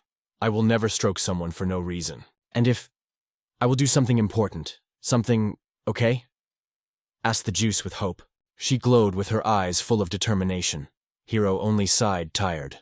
Do something really good, then let's talk. Good, I try, the Juice exclaimed. But she did not quite understand what he meant. Think yourself, he replied calmly. Arnold called Muir, but she asked not to bother her. The Juice meanwhile went behind near Hero. She turned. Eurus raised his eyebrows. Something is wrong here. Suddenly the girl turned to the thicket. Arnold followed what was going on. And they came across a wounded creature. A large winged beast like a wolf lay between the bushes, breathing hard. It was not just a wounded beast. It was a celestial wolf, the creature of Class B. He groaned in pain, but when the Juice stroked him on his head, died. Arnold immediately remembered that heavenly wolves are quite strong creatures. The Juice looked at everyone. We need help. Go the antenna, Hero said. Everyone was surprised. Hero really was going to help? Arnold did not believe. This type did never do nothing. But it happened. Hero healed the beast. In gratitude, the heavenly wolf licked his cheek. Arnold grabbed the sword. Discover your real face, imposter. After all, Hero, whom he knew, would never help just. But the guy just corrected the glasses. Here is too noisy. Why did you help? The Juice asked. Hero looked sideways. You will not understand. Because he looks cool, he threw calmly, adjusting his glasses again. Everyone just froze. So the reason, he just loves dogs. I help because I'm curious, as with food or books, said Hero. The wolf still thanked, but Hero waved. He did it not for gratitude, but for his interest. He asked the wolf a little. And here everyone. For the first time they saw a real smile of Hero. Muir blushed, deciding that she has a temperature. But Vi said, This wolf is in a hurry. Jury was surprised. She understands him? The wolf put her head on her knees, and the girl gently stroked him and whispered, I understood you. Hero smiled. She's strange, but interesting. The wolf looked at the juice and for the first time silently shared his memory. He went to the east, to a place called Busador. They use horrific drugs on monsters. They change crazy and then die. I was killed. Only the family remained. Now Arnold understood where this terrible wound came from. The wolf tried to escape. And the juice. She listened silently. And suddenly she said, "It will be our next way." Arnold did not understand why she decided so. But the girl looked at the wolf and whispered, "The family should be together." He could not argue. Because she was looking for a father. She sat down on her back. "Don't follow me. I will cope with myself." Arnold wanted to stop her, but she smiled. "It was a short trip, but I was happy." The juice said goodbye to everyone, smiled sincerely for the boys, and thanked everything. After that, she walked forward without looking back. She considered herself too weak to claim or demand something. The myrrh was breaking. She sincerely wanted to help the juice and the scales, even if she couldn't fight as hero or uncle. She just didn't want to stand aside. The old man has already forget that they were being persecuted. But Arnold remembered. And better yet, he remembered that Hero did not help just like that. Arnold was not going to force the guy to go with them. He will go to the Busador himself. But he admitted, the trip with this guy was incredible. As if Hero did not answer, he would accept it. Yuri agreed with him and nodded silently. But Hero did not forget how once during the battle Arnold saved him. And he decided, now he should pay off the debt. After that, they will quit. And if Arnold asks something again, let it pay dignity. Arnold looked at a smiling Muir and thought, this path was worth it. Hero recalled that Buscador means seeker in Spanish. There may be experiments there, and there will be interesting books. Arnold seemed that the guy was not always honest with himself, and Muir just smiled. Hero is good. Meanwhile, the heavenly wolf and Juice quickly approached the right place. The girl did not want to call him just a wolf, so she came up with a name. Winged. He was gladly faded into the sign of consent. In the Asadora laboratory, the scientist tried to wake up the dumplings, a boss that was dormant on the table. Only candy helped. He immediately caught the aroma of sweets and almost swallowed them. The scientist barely had time to lift the plate and wished a good morning. The boss grunted that he would eat the scientist himself as a candy. He was a little scared but put it up for later because he brought a report. The report stated there were almost no subjects left, only heavenly wolves.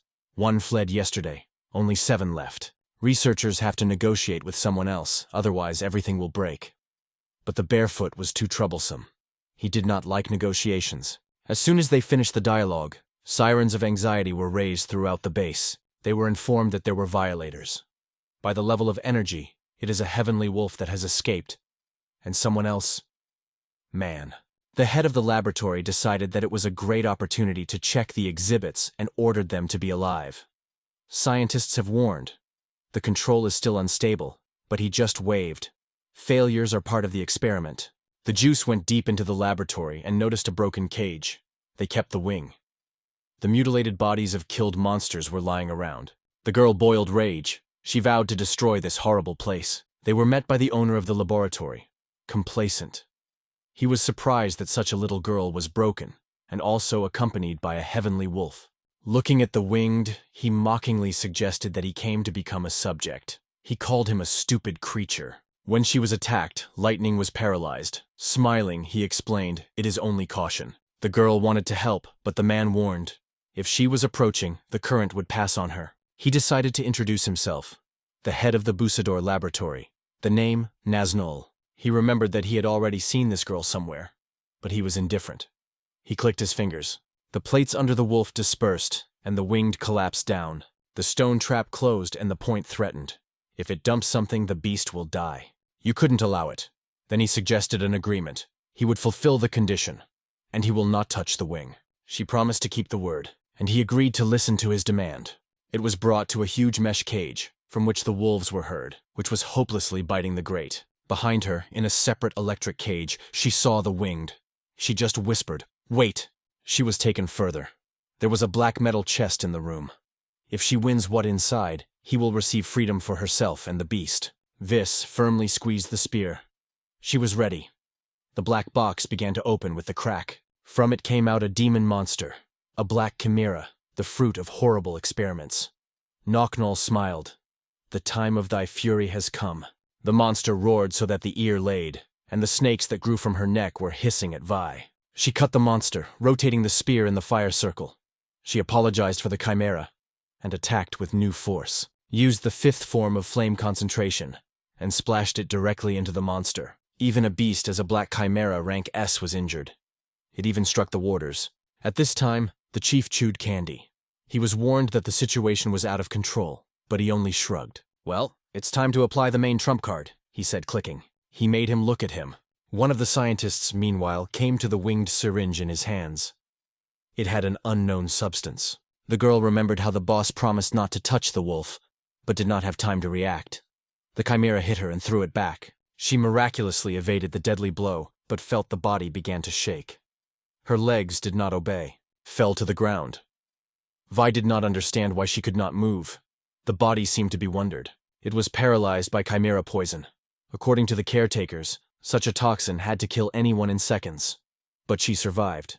Although the poison had to get it later, the girl still lasted. The wolves in the cages began to crawl, but only he covered his ears. Too late, dogs. He ordered Chimera to finish wolves.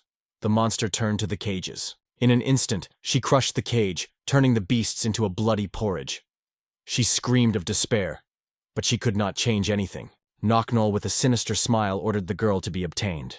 The black chimera hanged over her body. Vi barely breathed, but the spear squeezed firmly. She tried her best to get up.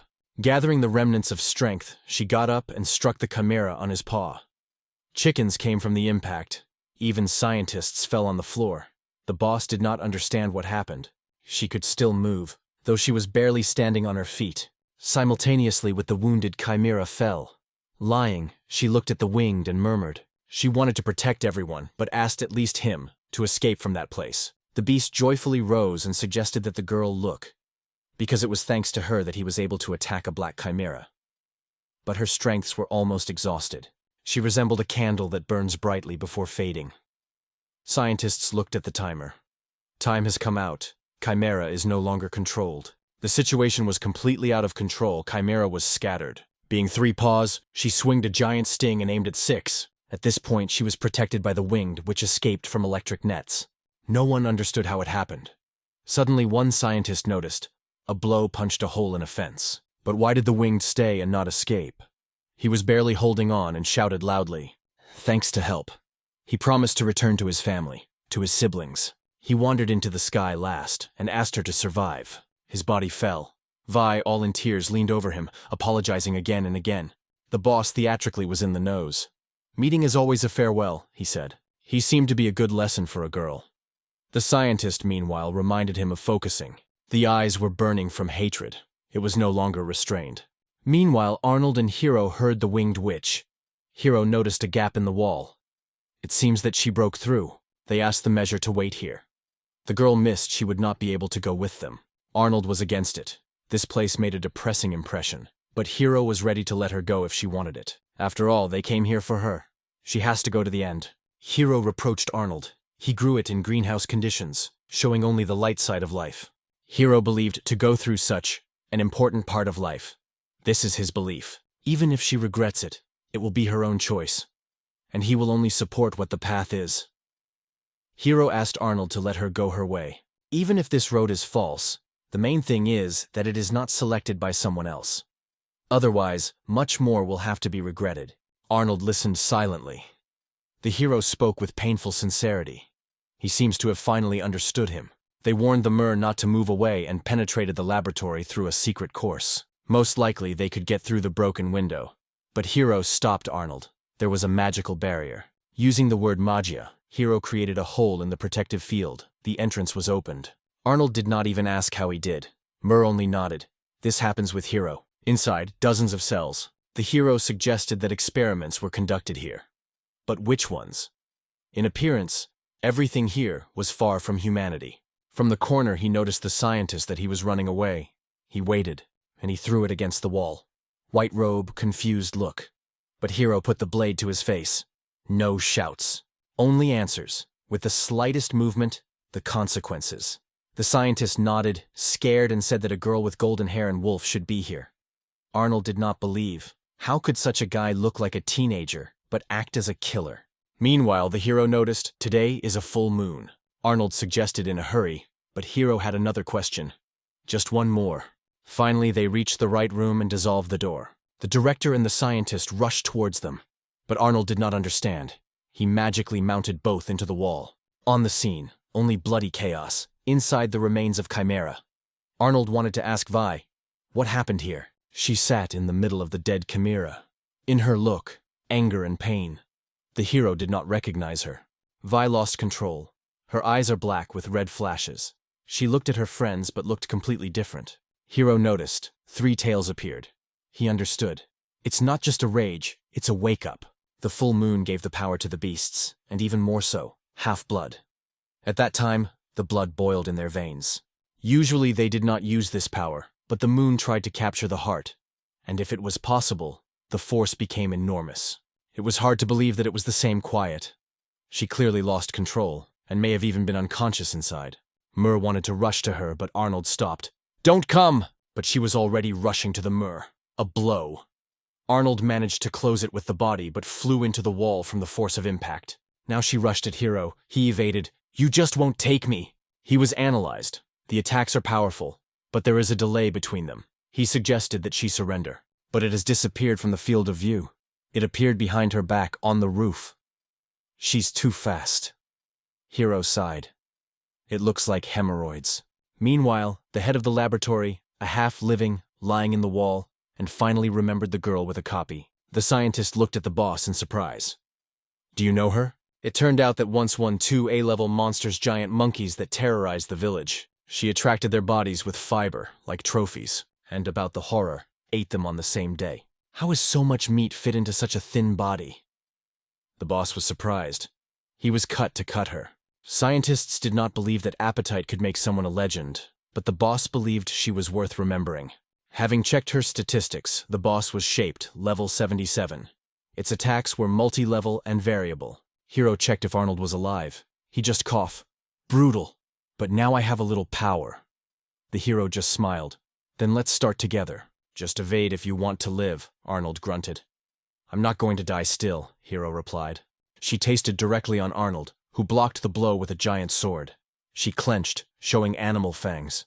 Now she is hunting. Hero thought everything was going well, and asked the old man to keep her a little more. He used the magic of the words to Arnold's soul, which was why he could not move his sword. Vius evaded the spell close, intuition on the verge of miracle.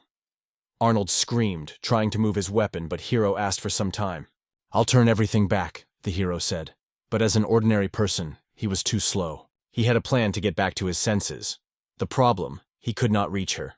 It was necessary for Arnold to delay her for a moment, and everything would be decided. It remains only to paralyze the crazy you, the old man joked dryly. Hero only nodded. Even so crazy, I can. Arnold considered it a complete nonsense, but the hero replied, Then I will twist myself nonsense into my magic. Muir asked permission to help, but she was told that now she would only interfere. You have lost herself, stronger than everyone here. The girl understood it, but her good heart did not allow her to stand aside, and she felt sheeping, crying from the depths of the soul, sadness, pain, guilt. Arnold looked at the Muir in surprise. It turns out that she is able to feel the emotions of others. She was always shy, but now she has grown. Arnold thought that he apparently underestimated her. But even with new forces, she would not be able to influence the battle, so Arnold decided that she could at least reach the heart. However, she has already rushed to her friends, without warning. At this point, somewhere nearby, the dialogue of the laboratory director with the scientist lasted. Her name was Gin Whiskey, or something like that. He said disdain. He didn't even remember the name. Suddenly there was a communication with an organization that saw that the director was literally embedded in the wall. Someone is in a red cloak, a blonde with a spear. Seems to be problematic guests, he grunted. The director brought himself, knowing he will have to act. The communication was surprised to look at the director, as if he asked, What is happening here at all? He suggested that it was their main goal and the enemy, so they were lucky to meet her here. However, the liaison referred to urgent cases and, apologizing, disappeared into the hallway. The scientist glanced after, hard, working, though strange. The director grunted that he was not clear to him that the good in the service of such an organization. He memorized the name Rage of Breasts, but the scientist corrected. It is a cell that hunts the animal. Meanwhile, Arnold lifted his sword and threw it into the floor with all his strength to stop the angry. Hero picked up the moment.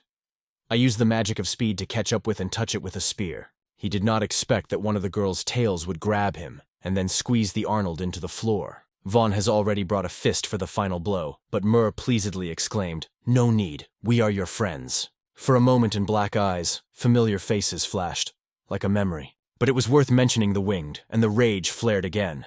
She swung at all. Hero shouted Arnold, "Give up!" But the old man decided to take a blow on himself, putting his sword as a shield. Hero and Muir rushed to him, but she rushed sharply. She hit the tail, the girl fell, the hat flew away. In tears, she looked at the scared girlfriend. And she saw tears flow on the cheeks. She hurts at least. Muir decided not to match hatred. She rose, holding her heart, and slowly went to Vi, step by step, trembling with fear, but still closer. The tails were rustling, the fangs were screened, but the Muir whispered, "It hurts you, I know." "All is well, I'm not afraid," she said, and gently touched her cheeks. Both fell to their knees. "We are waiting for you, come back," the Muir whispered, hugging his girlfriend. They were enveloped in soft light and came to her senses. The Muir hugged and, through tears, whispered to everyone. She patted herself on her stomach. "Don't worry, Hero has already healed me." She did not want to get wounded. The pound was fed out of control. "When you hugged me, I felt the warmth and was able to return," said Vi. And Muir asked to stop tears. Hero noticed. Tiny fireflies flew from the Muir ears. The potential power of life? She accused herself that she did not have time to save the pack, but added, "I would be dead without you." She offered to bury heavenly wolves in a good place. Everyone approved. They turned to Hero. He corrected the glasses. "First, this morgue." Arnold supported with his sword in his hands. Suddenly the body of the winged moved. The gray puppy, the wolf, was pregnant. Everyone got caught up. Vis swore, "I will protect the baby for all of you." The director with the scientist appeared here. What a sweet melodrama. She rushed at him, but Arnold and Muir kept it. After Berserker, she would have been awaiting a terrible rollback. The director smiled, indifferent. "You will die here." He pressed on the panel. Corridors exploded. Stones fell on the heroes. Hero painted a word symbol. An energy dome appeared around and stopped the wreckage. The director was surprised by unusual magic, but threatened. The second button activates complete self, destruction, all they hide under the ruins. "There is no futile effort," Hero said calmly. Muir supported, "Work hard, and you will move forward." She nodded vigorously. Even Arnold acknowledged the wisdom of her words, and Hero was a good. The scientist reminded Bosov about evacuation. The heads of the director trembled a little from rage, but the greed won. He hit the second button and fled, leaving the characters in the closing section. The hall began to collapse. "There is a way out through the core B," said Hero. "I have something else." Arnold did not immediately understand, and guessed that it was related to the information that Hero knocked out of the scientist. During the interrogation, Hero was an extract from the scientist, where the reports and laboratory magazines are stored in the complex. There is a library of research. The scientist called Room Number 5. From entering the test site, you need to go to the extreme right corner of the core B same archive. To clarify the B core, the researcher trembles that new reagents and equipment were stored in the heart, and he apologized to leading them into hell. Assessing the risk, Arnold ordered Muir and with the puppy to go with him to his exit. And Hero, he wanted to get alive after his book raid. The hero entered the archive.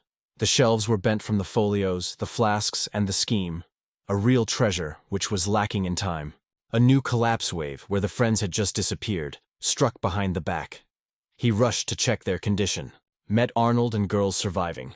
They barely slipped into the adjacent corridor and were whole, only covered with dust. Phi was kept by a puppy, which was convicted of the poison, and the toxic substance that killed the storage, now slowly destroyed the baby. Arnold mentioned the words of the scientist.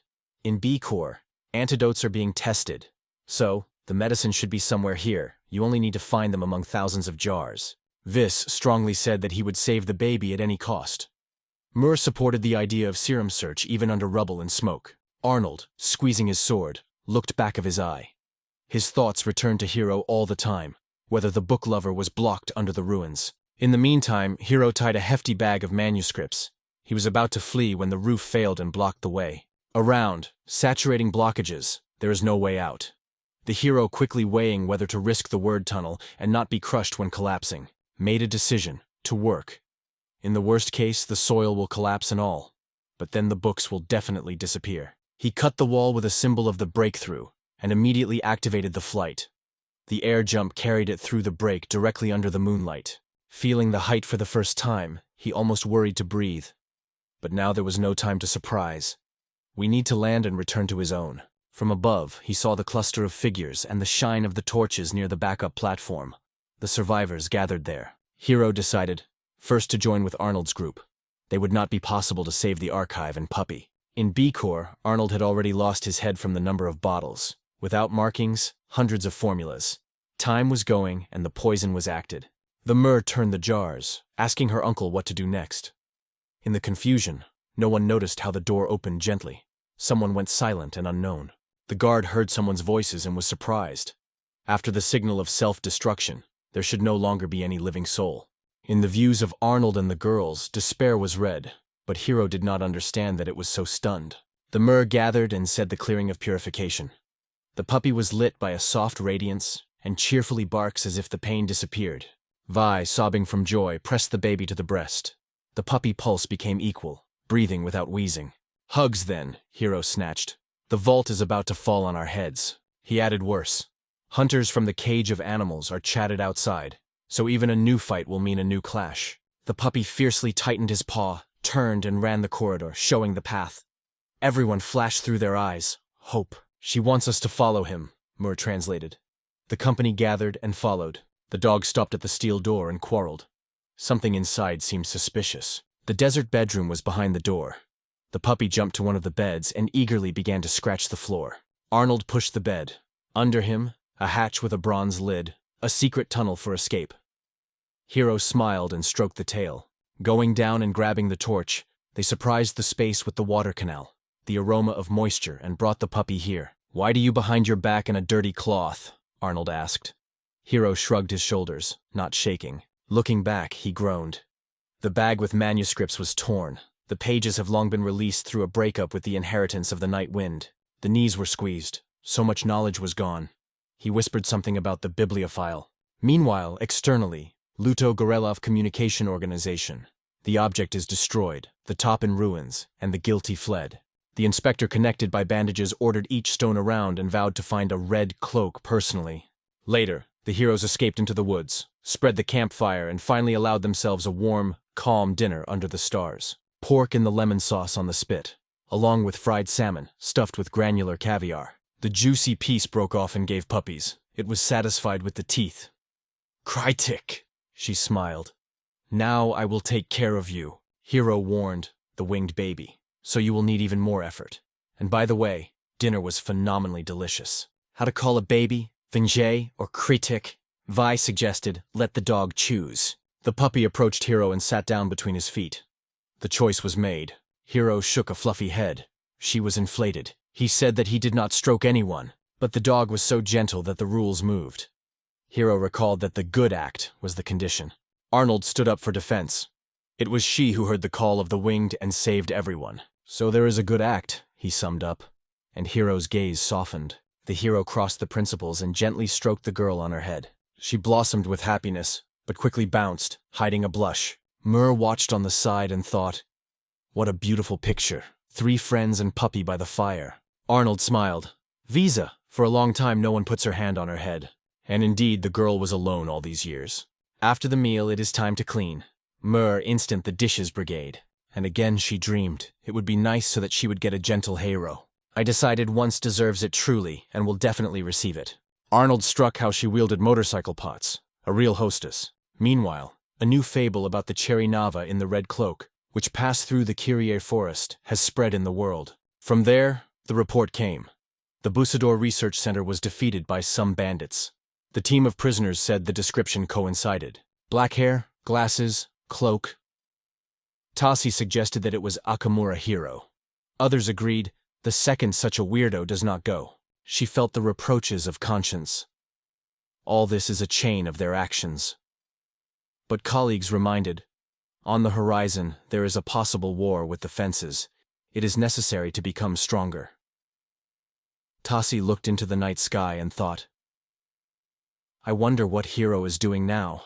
Hiro was checking with Mappa. The nearest city is Sarchad. It will be held there. Arnold asked for help on the road. The hero shrugged. Where do I go from you? But the plans stopped a flock of monsters. Hiro commanded, We understand quickly, and forward.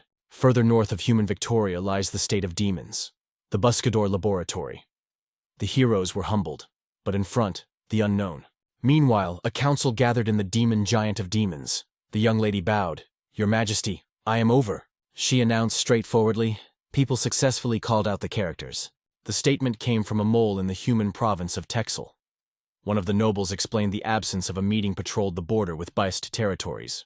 The long beauty was indignant. It is necessary to be afraid of animal, not people.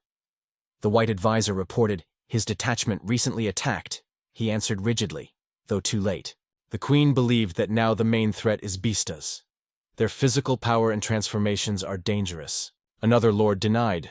The techniques of the animals are still raw. It's time to hit now. But Yevun, queen, did not agree. She reminded that the intervention would only ignite the war as during the reign of the previous ruler. Blood generates blood. The ideal is the coexistence of races so that no one is suffering. The hall was smart. They saw in this naivety, but they recognized even more blood will be shed unchanged. Neither people nor the animal will forgive the crimes of the former demon king. However, someone should break the hatred chain. The problem, peace may not come even after their death. Inaction will put demons under the impact. The meeting was closed and some remained. What will you say about her ideal? Aquinas' commander asked. He confessed, the plan is too naive. However, if there was a world without pain, he would like to see it, though he understood. Reality is cruel. He dreamed of an impartial mediator capable of sewing races together. The Queen Demonon will not cope. Nevertheless, Aquinas swore to support her, and the interlocutor to support Aquinas himself. The mediator is now utopia, they summed up, however, leaving the spark of hope. Around the prickly cactus moonstry was protruding. Vi proposed to remove the crowd in one go. Hiro agreed, pushed the myrrh and wrote out a burning hieroglyph in the air. Nearby, on a mountain slope, the boy painted the landscape and froze. The lunar tails were shining, and the red cloak was speaking a strange runic magic. In a moment, the cacti were scattered into chips. Arnold put the sword into the vagina. Made. Welt. She looked sideways and silently tensed. Hiro felt something wrong and asked where she was so stubborn. The girl, swaying, whispered softly that she didn't see anything. Arnold was worried and roked the rocks where she looked. A young artist, stunned by their power, hid behind the tree. He smiled enthusiastically and decided to try to get acquainted with an unusual company. On the way, travelers got the border town of Sarge and saw the gates with relief. Hiro was annoyingly in the crowd. What is chaos? Arnold mentioned, today the first day of Yuri, the summer holiday of Rare. Therefore, the festivities are inevitable. They decided to remove the rooms and at the same time feel the mood of the fair. Hiro, who was never on the Japanese Matsuri, felt an unexpected rush of novelty, but the peg was already working on nerves. Arnold Choi slapped him on his shoulder. The festival must be loved. Here's a bunch of flavors. For some reason, these words were only annoyed. Then Veda, until all the delicious was dismantled. Hiro grunted, switching to the food. Arnold sighed. He does not know what to do with this uneducated bookman. But the glitter of hungry eyes of a friend laughed. The company tasted sharp barbecues, fruit dash, and tried all the entertainment, from shooting to the lottery of flashlights. Hiro finally realized that the essence of the festival was an endless variety of tastes, and decided, fairs are not so bad. The mood was spoiled when the young man accidentally came to Hiro on his foot, and then a crying baby smeared his cloak with chocolate. From the hero, the threatening aura was shot. He was coordinated to erase the crowd for dust and restore peace. The cellar jark suddenly exclaimed, "Happy sandwiches with a shark!" And Hiro froze, not realizing what is so happy in the shark. Hiro appreciated the long queue to Yatka and decided, apparently, those happy sandwiches are really worth something. Arnold nodded. Legends went about pink sharks of happiness. The happiness shark is caught once a decade. From the jade horn on the nose to the pearl teeth, the edible everything, the pink meat melts, leaving the marine aftertaste. Remembering how he first tried the meat of the sea dog, Hiro was already at excitement. We take. The queue was slow. The seller announced the lottery. 1 throw, 9 in front of them. The chance is scanty. She was sad. The probability is almost 0. and she wanted to try a delicacy. "Don't laugh at me," the hero hissed. "For the sake of taste, I will go better than Sea Dog for anything." Arnold grunted. "Common sense says it won't work." "Then I translate common sense," Hero ran in the air. "Problem. The word luck was at risk of improving or breaking everything. The whole is Seapon all balls. It takes something thinner." He touched the palm of friends and quietly wrote the symbol, probability times 4. Their turn is 4 sandwiches left. The seller called it a stunning luck. The ball fell gold. Win. All 4 have burgers. "There is no impossible," Hero shouted, triumphantly throwing a ticket. Arnold whispered that such magic is a little fraudulent. The hero replied, "Less chat is more chewing." The first bite exploded with the taste of the ocean. The crispy algae and the sweet salted sauce woven perfectly into the loose pink meat. Hero felt as if the waves were covered with happiness. It would call it taste nirvana. Having ate, the guy slammed himself on his stomach. The girls thanked, licking their fingers. "It's time to explain," Arnold began.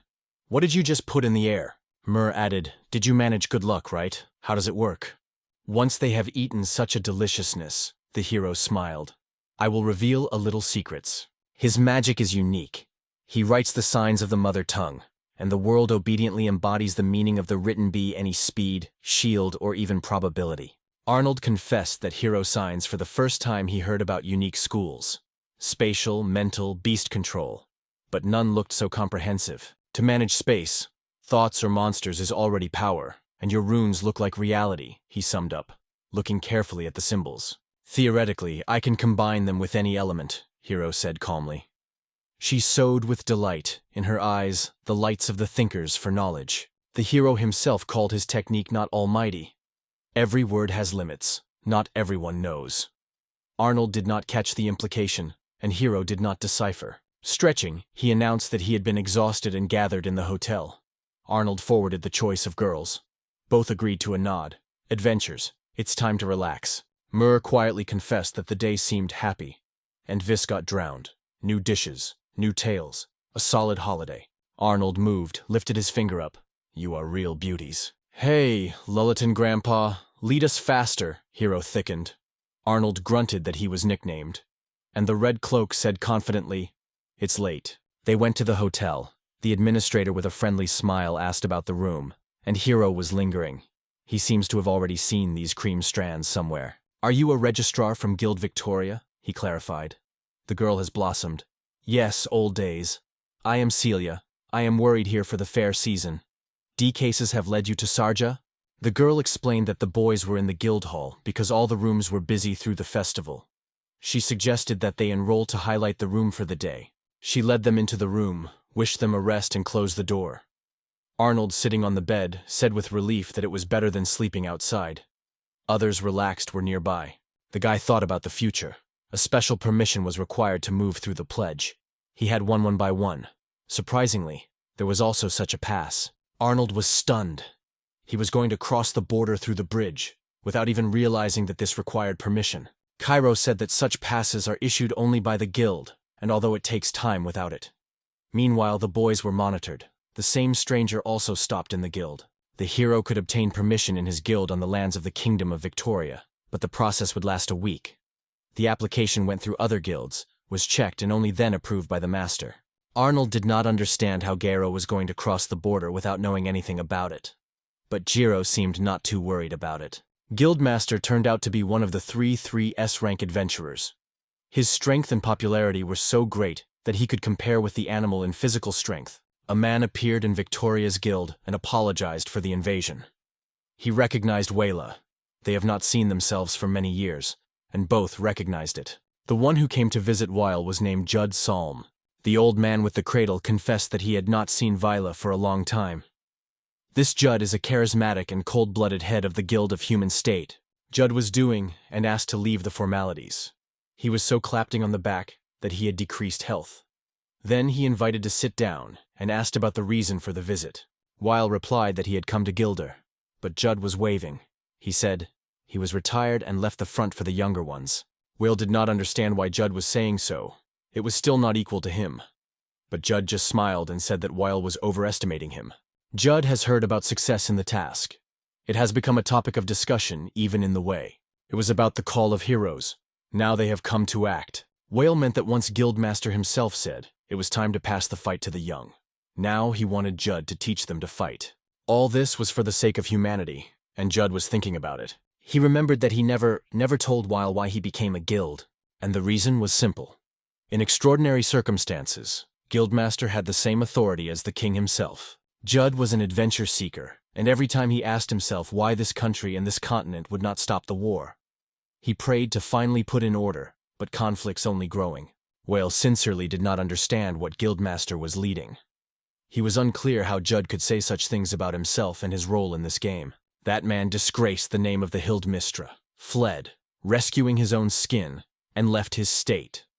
Because of this, chaos reigned in the army, and many who could still be saved. The king himself appointed that man, and Judd decided to become stronger to take the place of the Hildmistra and correct his mistakes. He wanted to have the power to act like the second king.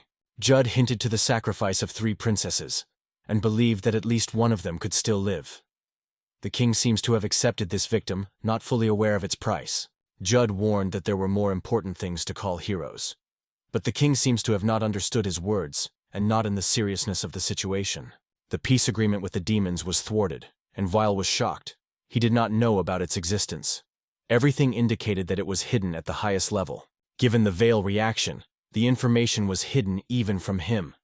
He believed that demons could not be trusted, even if the agreement was real. Veil, though he understood the situation, could not explain why even attempts from dialogue. To sacrifice your daughters without trying other options, it seemed to him a terrible mistake. In anger he exclaimed, "No one would simply mourn the death of his daughters without trying to prevent tragedy."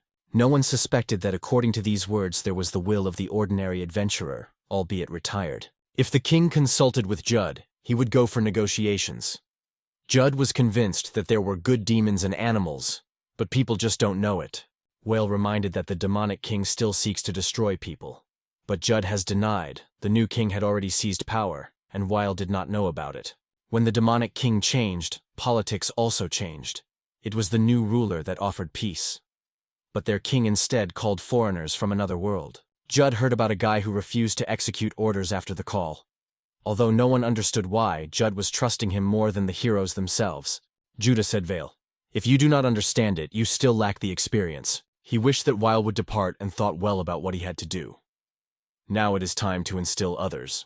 Judd did not understand how you could save the world, even if friends and subordinates do not want to listen to their leader. The hero told Cairo that the name of that man was Judd Lankars. He was called the King of Blows, and he seemed too incredible to be a simple person. It was hard to believe that such a person was someone who lost both status and prestige. But Arnold remembered how Judd once helped him, and it remained in his memory forever. Jiro replied that he was not at all concerned about Judd. He is only worried about how to get a pledge. Even if it turns out, the path will be long and difficult. He asked the girl if she would like to cross the border with them. She said she would like to be a little stronger. It was clear that she wanted to go, perhaps to find her father in human lands. But Vi thought he was not there. Arnold was surprised, but he relied on intuition. She sincerely wanted to stay with the characters. It was visible from each of her words and eyes. Her desire to be with them moved Arnold to the depths of her soul. These words left behind in his heart. As a result, the boys decided, "You go with them." The puppy barks fun, supporting the solution. Arnold understood. Such things just have to cope. He did not sway why Cairo was looking so strange. He replied that it was his lecherous look, which again caused a storm of protest. And he added, he can just fly past the pledge. Everyone was shocked. Cairo knows how to fly? It's unfair. But he confessed, it is better not to do it, because he would attract attention. Arnold guessed whom it was discussed. The hero was referring to a cage of animals, and the situation became anxious. It was then that the door opened, and a stranger entered the room, apologizing for the invasion. He thought at first that he would be here, but when he saw the company, he was glad and called Tanny Ka V. The boys looked at him silently, surprised. Tanny said that it was loud and humble, so he came here, tired to the edge. When he took off his hat, Arnold was surprised. Tanny was a beast. The shadow thought others did not like the animal, but they immediately denied it. On the contrary, they are well treated with animals. After all, he and Muir were also one of them. In this case, Tanny became interested. Why did Arnold have no ears? Realizing that it was inappropriate, Tanny apologized. But Arnold just laughed, said not to worry, and suggested talking about something more fun. Tanny was going to leave the boys, and briefly told the shadows that they were traveling outside the country. The shadow suggested that 2 of them were people. Arnold confirmed this. One of them was a tourist, and you were a traveler's companion. Tanny laughed. Tourist in such times. Sounds like a joke. He cast a strict look at Arnold and thought he was looking for problems. But if you think, the idea to visit the land of the animal looked funny. The hero corrected the glasses and said, I am the one, and if someone gets on my way, I'll go him. Tanny laughed. Jiro is an exact strange type. Gyro thought that the shadow was strange, though he did not understand why. Tanny immediately confessed that he was a beast, which, after all, human lands. The hero was alert, but Tanny just smiled. It's not a problem. Others may not have been thought, but he was convinced that he could see the true essence of people. He noticed strange views on himself and suggested that others near him were just uncomfortable. Arnold laughed, hugged Tanny by his shoulder, and stated that he was a cheerful guy. It was easy for him to understand him. Jiro thought that all male animal were the same. Tanny recalled that he was standing on the hill when a battle between them, where Gyro fought on the verge of opportunities. He confessed that he watched them and felt a familiar presence. Arnold asked why he did it. Tanny pulled the picture. He simply drew a landscape. Arnold surprised the accuracy of the shadows on the canvas, but Jiro did not consider it a sufficient explanation. Recognizing, Tanny confessed that he was a fan of moonlight, and therefore was here. He showed the girl, but the hero did not understand whom he was in mind. It turned out that the moonlight was the second name of Geo-wreaths, and they knew it in a cage of animals and among experienced adventurers. She had the highest rank among the non-Rhineers. The hero was surprised that the old man did not know it. Arnold explained that he did not communicate with any of the adventurers. He was always with Neoro and hid their personalities. Tanny acknowledged that he was a fan of Six, but when he went into the room, he did not delight when he saw her. His peace seemed suspicious to the hero. Gyro reassured. Tanny had neither anger nor intention to hurt. Everything looked calm. Intuition deserved trust, but the hero believed that to check the status of Tanny would not hurt. It seemed like something wrong with Gyro. But he lifted the book and said that everything was well with him.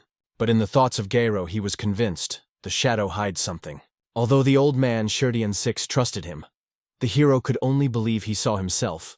Anyone can betray. He remained hoping that this would not be a problem for them. A few days ago, in the kingdom of Victoria, 4 heroes appeared in the royal room. The king caused them to guard the border. The place was on the verge of land and the ocean. The monsters almost did not appear there. But the king decided it was a chance. Weil will not go with them this time, but will be connected through the artifact. The characters agreed and promised the king not to let him down. It was time to act. The heroes got a densely protected border, and now they have a major problem: how to get past the guards. They were near the Dak bridge that connected human lands with the animal. The soldiers noticed the approach of the cart with the horses. One of the soldiers recognized the group leader and suspected that it was a cage of animal. The guards did not understand why they came and decided that they were trying to penetrate the animal enclosures. The leader with the head of the head smiled contemptuously, saying that a simple border guard has no right to ask a question. They were not going to tolerate disdain. It was unfortunate to joke about it. The soldiers could not understand what they sought. The leader began to question whether a man with red, an animal, a man and a child passed here, and with them a girl named a Moonlight. The soldiers were confused. Seeing their confusion, the leader was happy. He was ahead of the target, and now they will not be able to go through. He was preparing for a bloody stripping, ordered not to interfere with his attack. The soldiers stated that they were already complaining about the actions of the cage of the animal. They had no right to catch the animal without the kingdom permission. The leader became angry, considering it with boldness. From the outside, Arnold seemed to begin a fight. The cage of the animal clearly conflicted with the protection. The guards would not allow hunting for the animals here, and it was right. The Homer could even attract monsters. Jiro became interesting. His burns almost disappeared. Some would not be enough. The shadow climbed into a backpack and said he had a plan. Arnold seemed that the shadow was going to draw something, and this is exactly what he did. Arnold did not understand anything, but he just smiled and suggested just to look. Jiro suggested that Tanny uses magic through drawings. Tanny drew a sparrow, activated magic, and the bird came to life. Someone shouted without realizing what had happened. but the hero asked to remain silent, not to express himself. The shadow laughed. It was a charming brush. It not only enlivened the drawings, but could also transport people. The hero asked if that would really work. The shadow replied that if everything went according to the plan, yes. For shadows, it was simple, to help those who need help. This is normal. Jiro looked at him suspiciously, not quite understanding such motivation. The boys asked how the shadow wants to teleport them, but one of the soldiers ordered to stop. If they try to go through, the security will apply force. Jiro laughed. It seemed funny that ordinary soldiers believed as if they could catch him. He suggested that they try. The soldiers stared at the angry leader, and he, on the contrary, found the situation quite funny. He could not keep his anger, and shouted that he finally found the boy in red. The surprised soldiers turned and saw Garo for their backs. One of the members of the cage of the animal rushed at him with a purple spear, wanting to take revenge on ancient times, but Jiro easily evaded. The spear flew past him and hit the void. He smiled and rushed back into the forest, but the leader immediately ordered him to stop. The senior group of the cage of the animal was chasing Jiro. He stopped at the edge of the cliff, and the leader smiled.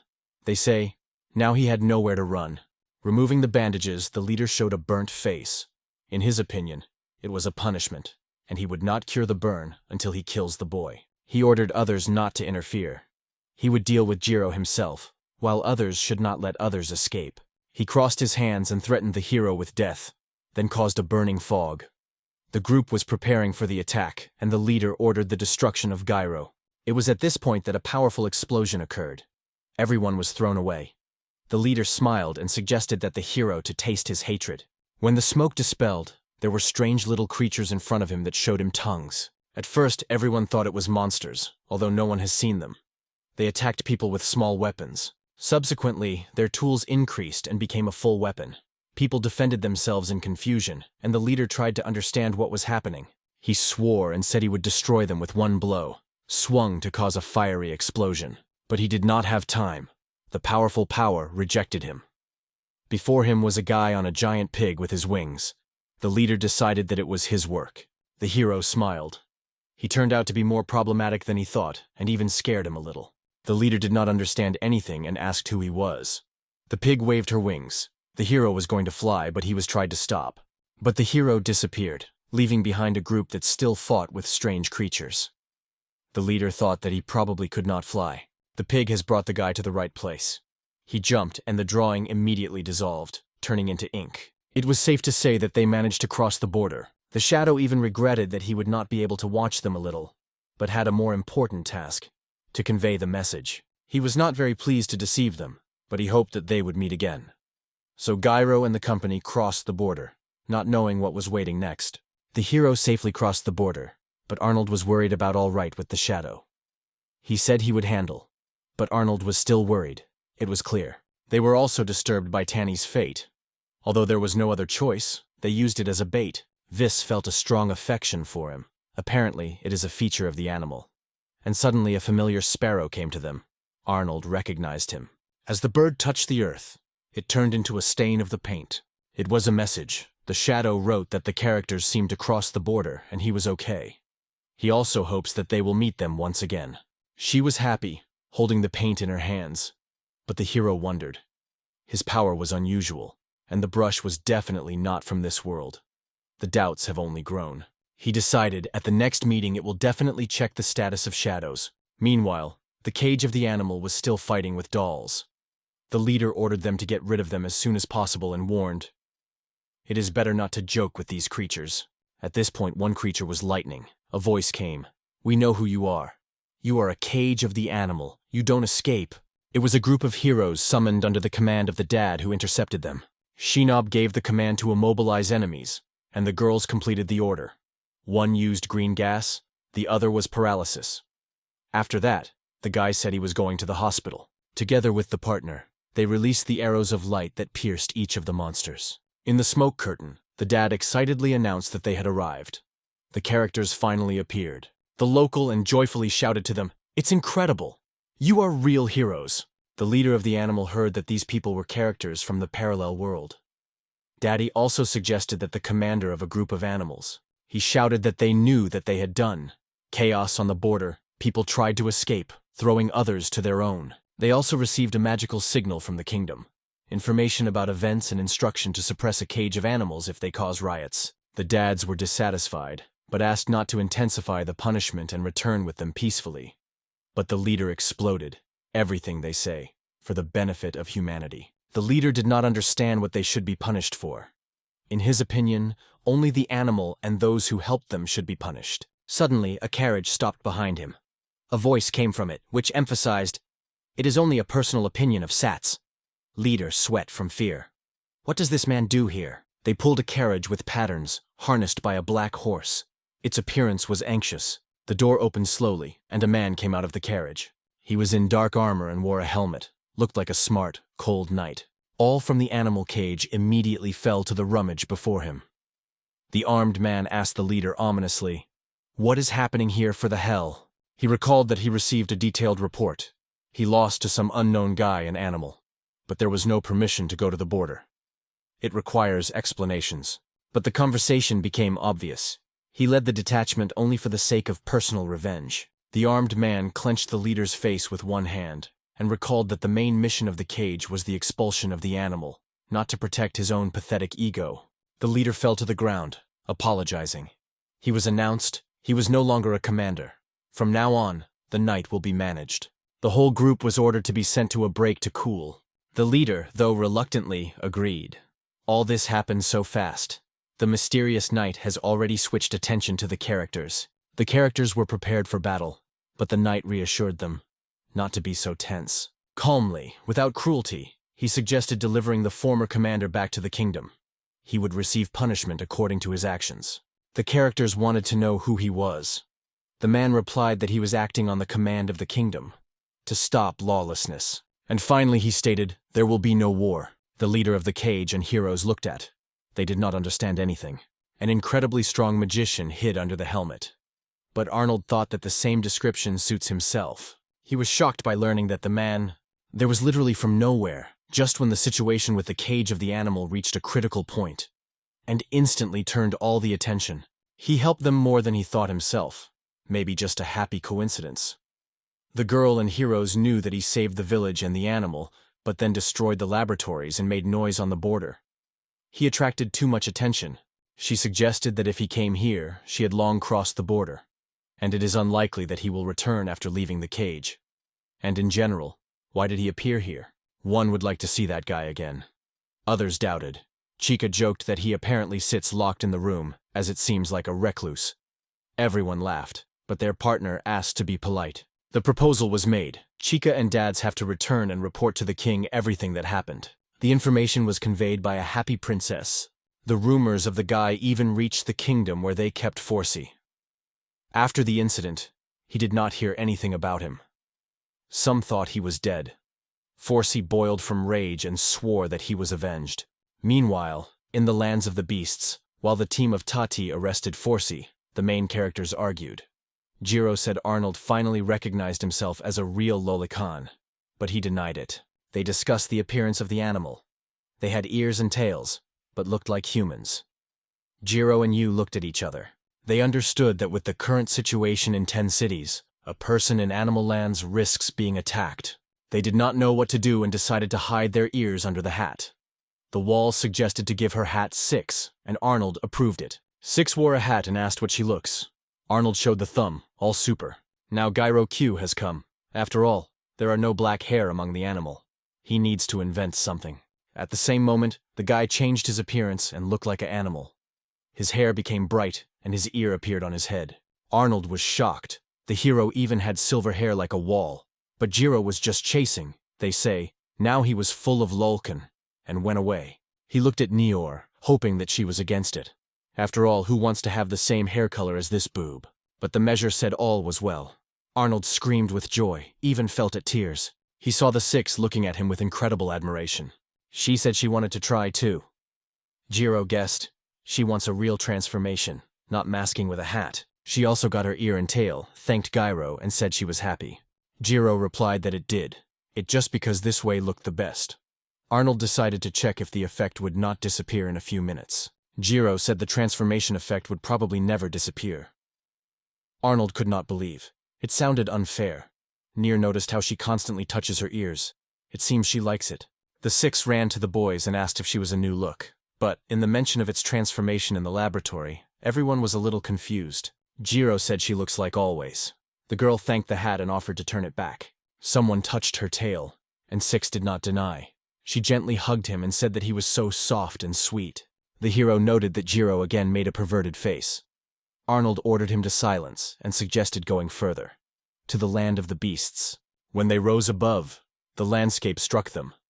From the top of the mountain, the land of the animal looked charming. The wind here was completely different than in human lands. Although it was the same heat, it was much easier here. Even the smells were pleasant. Nature here seemed clearer, more alive. If you go from here strictly to the west, they will get to the settlements of the ERZ of the daughters. Arnold noted that those bears are so polite that they do not seem bears at all. Even if it is that he is a person, it is better not to provoke an attack. But Arnold was convinced that their masking is perfect. Arnold mentioned that the bears have honey delicacies that are simply unsurpassed. The characters immediately decided that they should try them. Jiro thought that the measure was probably here before. But in reality it was not. She was silent, and the guy asked not to speak. He was not interested to dig in her past if she did not want it. She looked and answered that it was not just in the past. She remembered that Jiro was right. It is better to tell nothing. She had doubts, and they returned to Gyro's topic again. If he heard her story, he would probably be indifferent. She lowered her head, but Arnold stroked her to cheer. He said she would tell him everything when he was ready, and the measure agreed with him. They decided to catch up with others who were clearly not going to wait. The measure ran forward and asked the boys to hurry. Suddenly, the characters came across strange flying creatures similar to books. One of them was prepared for battle. Arnold also pulled out the weapon. Looking at these books, he warned everyone. It seemed that the books were going to attack the body, but they suddenly hit magic. Their magic had different attributes, clearly not the same in force or type. The hero attacked one of the creatures, and the old man was asked to cover the front. He agreed, and stated that the great Arnold himself would show them the true skill of the sword. The other was dealing with the left flank. The guy noticed that the enemy of the old one uses lightning magic, and Arnold himself seems to control the earth. In his turn, the hero decided to use the original symbol, the main magical form. He looked at the monster and stated that it is not even necessary to think that he could block his sword. Arnold thinned the rows of books. One became smaller. At the same time, he evaded the lightning attack. After that, he struck the book and laughed. He hoped that the hero appreciated his true power. Gyro only rolled his eyes and called Arnold. The girl has already finished with books. There were no traces of magic around. It seemed that she dealt with them instantly. The hero thought that the monsters chose the wrong victim. The daily settlement was still far away, so they decided to make a halt. Gyro sat by the tree and told the old man, who was counting on him, if the monsters reappeared, and instantly fell asleep. The wall laughed, deciding that the guy just spoke through a dream. She didn't even know how to comment. Arnold began to think about what force the hero had in his youth. With his unique magic, he was also unbearably self-confident. And recognizing the truth, Arnold mentally agreed. He was really right. The wall said she first met like him. Even when he learned that they were the animal, he did not pay any attention. Others feared and despised them. But Jiro was completely different. Arnold noticed that Muir was still afraid of people. She confessed that it was true. But Jiro is not. He did not cause her fear. And that was a big difference. How not to look. This guy was quite unusual. One could think that he was not even a person. But it didn't matter now. While Arnold and Muir were talking, she was having fun in the river with a dog.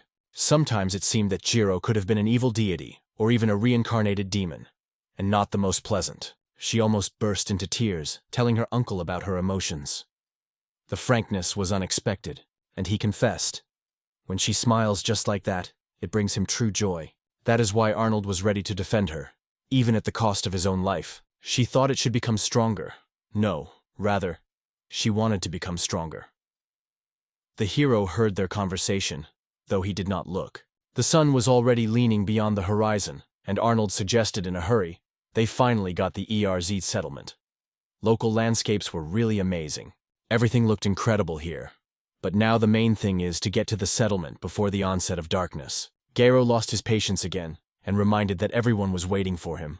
In the cozy settlement of the Daily, the village of Byornov, a full man with bare ears wiped sweat from his forehead and asked Souza to gather faster.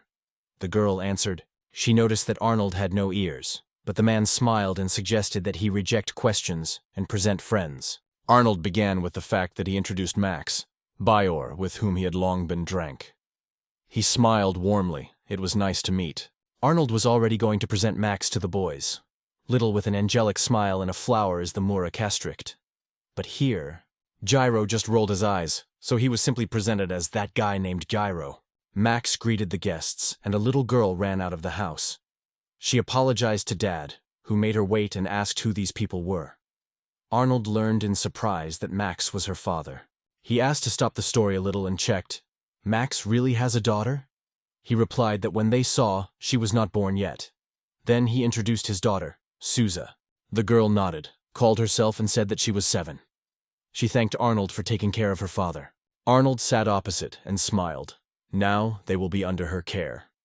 He named his name, and the girl smiled in response. The council was met. Max unexpectedly reported that they are already waiting for a 3rd child.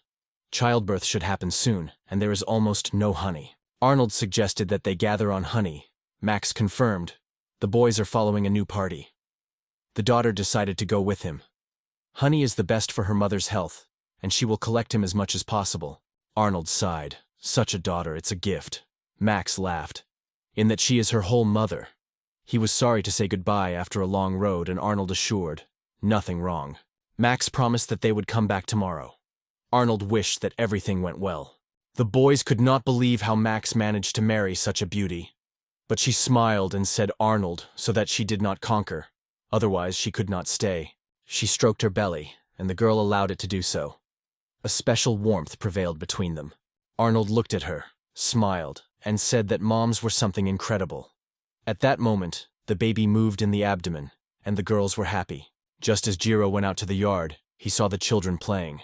But suddenly, one girl fell, and the girlfriend asked worriedly whether she was fine with her. Her mother ran up, gently lifted the girl in her arms and reassures, she is already nearby. Gyro inadvertently remembered his own mother, and that terrible accident. Then a truck crashed into them. He regretted that he had no such magic at the time. He did not understand why he suddenly remembered it. A lot of time had passed. Returning to the house, he politely asked for permission to read books. The girl allowed. She said there were rare specimens. One of the books was called The Adventures of Tinkle Wink. The author, Marquis Blungal. The hero thought it was probably a typical heroic story. He went out into the garden, taking a chair, sat in front of the flowers and began to read. The plot seemed somewhat banal to him. During the war and suffering, the young man with his friends won the battle of battle and became a hero. But glory caused envy. The king accused him of attempted and executed. After that, the world fell into chaos again. The soul of the hero was looking for a way to resurrect. Finding a mighty magic, he decided to wait for someone who could return it. When this happens, it will destroy all corrupt states and create a new world. And hope was kept by Tinkle Wink. Gyro thought that he would probably not agree to be a hero. While he read, Yuri ran up to him, all of him. Gyro asked what happened. He was busy. But the girl, having taken her breath, exclaimed that she had trouble and asked to go with her immediately. It turned out that only Souza returned, and something happened to others. Meanwhile, the locals were already questioned by Souza, trying to find out the details. They decided to clarify Arnold whether the old Byorna group attacked the monsters. It seems that Souza's father recognized the monster. He tried to explain. It was a unique monster. Someone mentioned that the artist said something similar, though it was not fully understood. Arnold asked what a unique monster is. These could be more dangerous in the usual E-class, and by force E is equal to the level of the 6. Unique monsters had specific abilities or very dangerous features. They were usually destroyed only by EASE rank and above. One of the peasants asked Seuss whether the monster looked like a spider with a red body. The girl confirmed, and the old man was convinced. This is a red spider. Such a monster can appear anywhere, but near honey gorges is strange. The hero thought they had to be rescued immediately, but everyone was silent, too suspicious. It was obvious that Jiro did not understand all the seriousness. He never fought with unique monsters. They are extremely dangerous, and only the EASE rank detachment will handle them. If you look around, you can see that the Biori in the village is very weak. The strongest went for honey. Only the old one remained. The old man had only 2.ts and level 37. He had almost no chance to defeat the red spider. Someone noted that Arnold did not behave as always. Usually he would already rush to save them, but this time he was silent, listening to the words of others. One of the Beorns exclaimed, "Even if you want to save them, a unique monster is quite different. Jiro would have to understand it. After all, they can't risk their lives just like that." Hearing the noise, the mother came out of the house. She did not understand what was happening. The girl gladly shouted and ran to meet. The woman was surprised to see her daughter herself. She rushed to her, hugged her, and her mother tried to find out what happened. The girl only sobbed. She asked Arnold what happened to her husband. He replied that a red spider seemed to appear, and Max, covering Susa, got into the monster's paws. The woman was scared. She fainted for a moment, but Arnold managed to pick her up. She came to her senses, reassured her daughter, and said she just lost her balance. She looked at Arnold, assuming that her husband may have been dead. He bowed his head, did not know how to answer. She intervened and said, "Until they saw the body, nothing is known. Red spiders eat slowly. They can still have time." She insisted. "They need to be rescued. If not, go. Max and the rest will die." Arnold agreed, but did not imagine how to defeat such a monster. Last year, he was just lucky. Then he survived, and most comrades were killed. Because of this, he could not take the risk again, even if he became stronger. She apologized to her uncle, believing that she was her fault. But Arnold stopped her. Only his stubbornness is guilty of everything. He raised her strong and still had to fulfill the promise given to her father. She asked Arnold to protect her friends and not let them die. In her heart, she felt a real pain. "That is why I wanted to do at least something." She also wanted to thank what happened once. Against the strength of the unique monster, Arnold would not have managed himself. It was beyond his possibility. Finally, Gyro agreed with Vi, but Arnold could not just agree. In addition, Kiro had no relation to this situation, but he was already involved. After all, he tasted local honey sweets. He couldn't go without trying them, and if the old baler does not return, then no one will do them. Arnold looked at the boy in surprise, and he generally agreed. Jiro corrected the glasses and said, "If this unique monster thinks of depriving him of honey sweets, he will definitely destroy it." They were going to go, but the mother of Seuss was worried, hoped that everything would be fine with them. Arnold reassured her and promised that he would save Max with his comrades. He could not allow her child to grow without a father. She thanked Arnold and Gyro and begged to save her husband again. They were already leaving, but the mother asked to be careful. Arnold turned to Muir. "He leaves a place under her supervision." The girl squeezed his fists. Everyone hoped sincerely. Let everyone return alive. The characters unnoticed the honey gorge. They were nearby. The monster was probably waiting for them around the corner. Everyone agreed. We must act carefully. Jiro decided to go first and check the situation in 6 minutes. He activated the symbol of invisibility and disappeared into the shade. He saw a huge web ahead. It had all the peasants, tied and fixed. The hero thought that everyone was alive, and it was time to release them. But it was only necessary to touch Katana, as he was pierced by fear. There was a terrible red spider in front of him, huge, creepy, and absolutely real. There was no doubt from him. There was no doubt. It is a unique monster. Jiro hit a stone, thinking that he had not noticed. If it weren't for protective magic, it would be gone. But the spider suddenly broke the stone. Gyro was horrified. The monster saw him. The spider released the sticky spider web just from the hero. He turned and activated the initial phase of the magical attack, cutting the web. She felt a crazy tension. She wanted to make sure that everything was fine with Jiro. She decided to distract the monster, and Arnold, meanwhile, had to release Max and the rest. Arnold understood that if she risks, you need to hurry. Otherwise, it will be too late. It was the first time he saw such a terrible monster. He trembled, feeling not at all as always. At this point, everyone noticed how the web stopped even 6 chains. She turned her weapon into a spear and said it was the strongest shape. Arnold was amazed by her force. He did not imagine that she was capable of such. The hero looked silently at the 6. 6 did not feel fear or doubt. And even if she felt, she would have the power to overcome them. Gyro envied such determination. He looked at his trembling hands. If he were stronger, everything could be different. He remembered how he asked the measure to become stronger if she worried about them. To save Max and others, the guy apologized to the old man and said he would help. Arnold looked at him seriously and asked if everything was fine with him.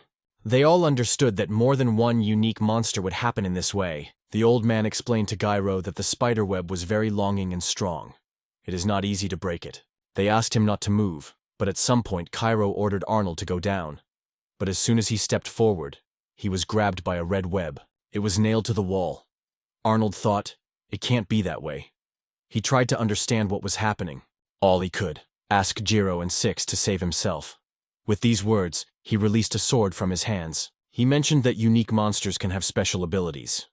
Very dangerous and not obvious. And then the hero realized, this spider web probably had the ability to immerse in sleep. Arnold called Six and said that he would only be released after they kill the spider. He asked if she had some special equipment. She replied, yes, fiery, a huge force that can work if you use it completely. The spider is vulnerable to fire, but the attack required time and energy. The hero agreed to be a bait, and the Six, meanwhile, was preparing.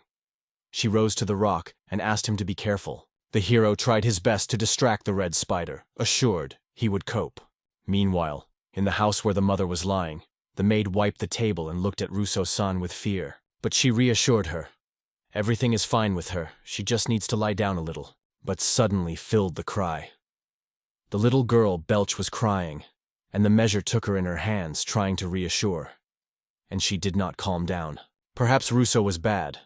The measure always relied on her uncle, and now she didn't know what to do. But she believed. Something she would succeed. And then light broke out of her body. The mother looked at the measure and asked what it was. The girl opened her eyes and saw that Belch. She stopped crying unexpectedly. The measure did not understand what happened, so she decided to call someone for help. The time of childbirth was already approaching, and the measure did not know what to do. But the local women assured her, don't worry, we will take care of you.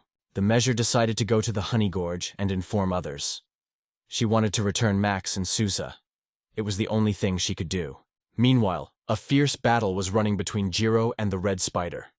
The hero used the symbol of the explosion, but the spider evaded too quickly. He approached the guy and hit a lot. The hero rejected. He fell to the ground with a death blow. Arnold shouted, ordering the Six to act.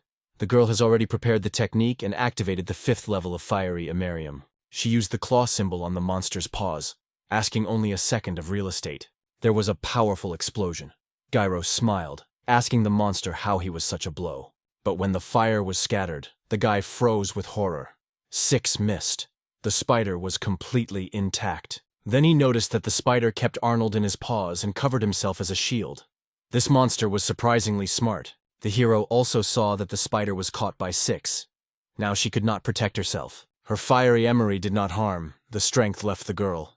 She apologized to Gyro and fainted. Everything in Jiro's head turned. Cried, he rushed to the attack blindly, from pure rabies. Vi, who hid with the puppy, noticed. Everything suddenly subsided. It seemed to her that it may have been over. And suddenly a measure looked out of the stone. Vi asked her not to scare it anymore. She did not understand why, here, and the measure explained the child was about to be born. It was moving around, but now everything subsided. The measure decided to find out what was there. Susie wanted to go with her, and they looked carefully because of the stone. They saw all the heroes, including Jiro, swept a web. He was in the center. He seems to sleep. His voice heard somewhere in the subconscious. He tried to understand where he was and remembered. He fought with a red spider. And lost. Apparently he died. Or just fell asleep in the web. But now it didn't matter. Everything was over. He did not spare anything. But suddenly he heard a voice. Before her eyes, a scene appeared from the past, where her mother apologized to him. He remembered that he was wrong with him. And he heard her words. She, all in the blood, smiled at him and asked, Gyro, live that life is worthy. Seeing his mother's face in the imagination, Jiro fell and opened his eyes. He hardly noticed how the spiderweb disappeared, and he was swept by a golden glow. The gaze changed. He confidently stepped onto the monster. The wall never saw Jiro in this condition. It was the first time. There was something warm and soothing in this vision. The spider released a spiderweb in Gyro, but he just reached out. The thread dissolved in the air. The hero ran to the base of the spider. The monster was preparing for the attack. But Jiro grabbed one of his paws and threw him into the wall. The spider waved in pain. Jiro returned to his senses, and Mora and Sousa were delighted with what they saw. Jiro looked at his hand. He seemed to be released. Truly, he did not understand what had happened to a red spider, and felt a strange power. She just overwhelmed him. Realizing his power, he decided to finish the case, and shot by the monster with light magic. He felt, the spider is dead. It was a worthy enemy. A simple adventurer would never stand the battle with the creature of the rank of ease. But this battle was not meaningless. To get it finally, Jiro used the magic of fire and explosion. A powerful explosion rejected the hero back. He barely had time to cover himself. But the strength of the impact was crazy. The spider rejected far. The guy was happy. Such a blow was really impressive. He raised his hand and exclaimed joyfully, "We won!" All the heroes returned to the village. Arnold congratulated them together with Max and Rousseau-san. They were informed the joyous news: a boy was born. Max asked his wife's permission to hold her son. Arnold wiped tears and confessed that he also did not mind having a baby. But Gero jokingly said that it sounds awful with his mouth. It is better to remain silent. Arnold looked at him in surprise. The boys were approached by women and asked for a little silence. Here it is still recovering after the battle. All the characters received gratitude. Max was very grateful, though he did not know how to express it in words. Someone said that it is not necessary to worry. In fact, he did nothing. The hero agreed. He was really caught very quickly. Arnold smiled and said that Cairo had saved everyone again, but he just waved. They say they were just lucky. Arnold also decided to thank Six, because she also helped defeat the monster with Jiro. But the girl replied that she lost, and Gyro won himself. Arnold was shocked. He did not believe that she was talking seriously. The hero said he should not explain anything. Arnold sighed. He behaves the same. Jiro waved, they say. It was a trifle. Moreover, he did it only for the sake of honey sweets. Max was embarrassed. Risking life for the sake of sweet? It's a real weirdo. But for Jiro, it was a decent reason. Max said that we need to prepare. The peasants arrange a holiday in honor of the newborn, and we'll show all the best. Everyone could not admire the baby. He was a real magician. The baby was born without complications. The young mom smiled and gently congratulated him.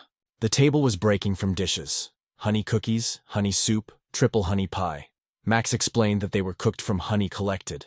Gyro silently took the sticks and started eating. Arnold was angry. At first it was necessary to listen to the explanation, but the hero no longer doubted. For such honey it was definitely worth the risk of life. Everyone laughed, saying it was cool. Gyro agreed, but he was more interested in another: black, white, and red honey. They had a very familiar smell. These varieties of honey were made of flowers that grew in rural flower garden. They gave unique taste and aroma that the hero had once felt. Gyro already knew that white honey was made of mana candy, those that restore strength. He suggested that they were them. The measure asked to look more closely. In the meantime, everyone had fun. Among the dancers was Susa. She was in a good dress, circling in a circle with a glitter in her eyes. She inherited her skill from her mother, because Rousseau was the best dancer in the whole village. There were many beauties among the crowd, a real holiday for the eyes. The measure glanced at her uncle, and Arnold received a charge of energy. She asked Kiro for a drink. She wanted to know if he could now create a golden flame. The girl said, maybe she just didn't understand, but she was worried. During the battle of Jiro's flames, it was no longer blue. It became golden. It surprised everyone. Susie wanted to hear the hero's opinion, but he did not understand what she was about. She endured the cheeks and said she was referring to her dance. Gyro acknowledged that for her age, she dances perfectly. Susie blossomed with joy. She ran to her father immediately and proudly told that Jiro praised her. Jiro continued to eat, but felt that Nier was watching him closely. The measure did not say anything, only put her cheeks and silently turned away. All the hero's equipment was ready. It was time to go on the road. Arnold thanked Max for the air wing. He smiled. That's the least he could do. Max asked them sometimes to visit, and Arnold agreed. She looked at her Krillaril happily and greeted with him as a true friend. She was convinced that her uncle was ready, and Arnold, meanwhile, pulled out a jar of honey. Souvenir. Gyro asked to lean closer to the Susa. He looked in surprise, but obeyed. Everyone was frozen when Susa kissed the guy. Gyro flew to his feet, blushing. He asked what it was, and the girl replied, "It was your reward." Smiling, she said goodbye to Gyro, who was still glowing with golden light. He never understood what she was. The characters rose to the winged, and Max jokingly shouted, "You will not get a daughter." Arnold called to Kiro, "Why does he always get the best? Like, he himself would not mind the kiss." which Jiro answered. It's too much. The old man who was misunderstood. Jiro felt the sick of six and suggested that she wanted to say something. She lifted her head and directly asked him to kiss her. Her courage shocked Arnold and Measure. Kiro suggested that she could kiss Arnold if she wanted. And he even added that the old man will probably cry with happiness. He just waved his hands and said that everything was fine with him. But he did not hide that the dancers were struck yesterday. But Jiro pretended that it does not apply. The measure again came to Arnold, making him nervous. He began to justify that she was not so clear. Jiro mentioned the last battle. He did not remember anything, but felt for sure that he was wrapped in some warmth. He remembered. He used 2 characters in one swing. But how? After all, he could never do so. After winning the monster, the level of Jiro increased significantly, but he did not receive any new magical ability. He tried to write 2 characters again, as then, but nothing turned out. It became clear. It was an accident. Only Mura and Souza were able to see what really happened. The wall suggested that he created a golden flame, and the Souza called him Gyro with golden light. Gyro looked at the wall in surprise without realizing what they saw.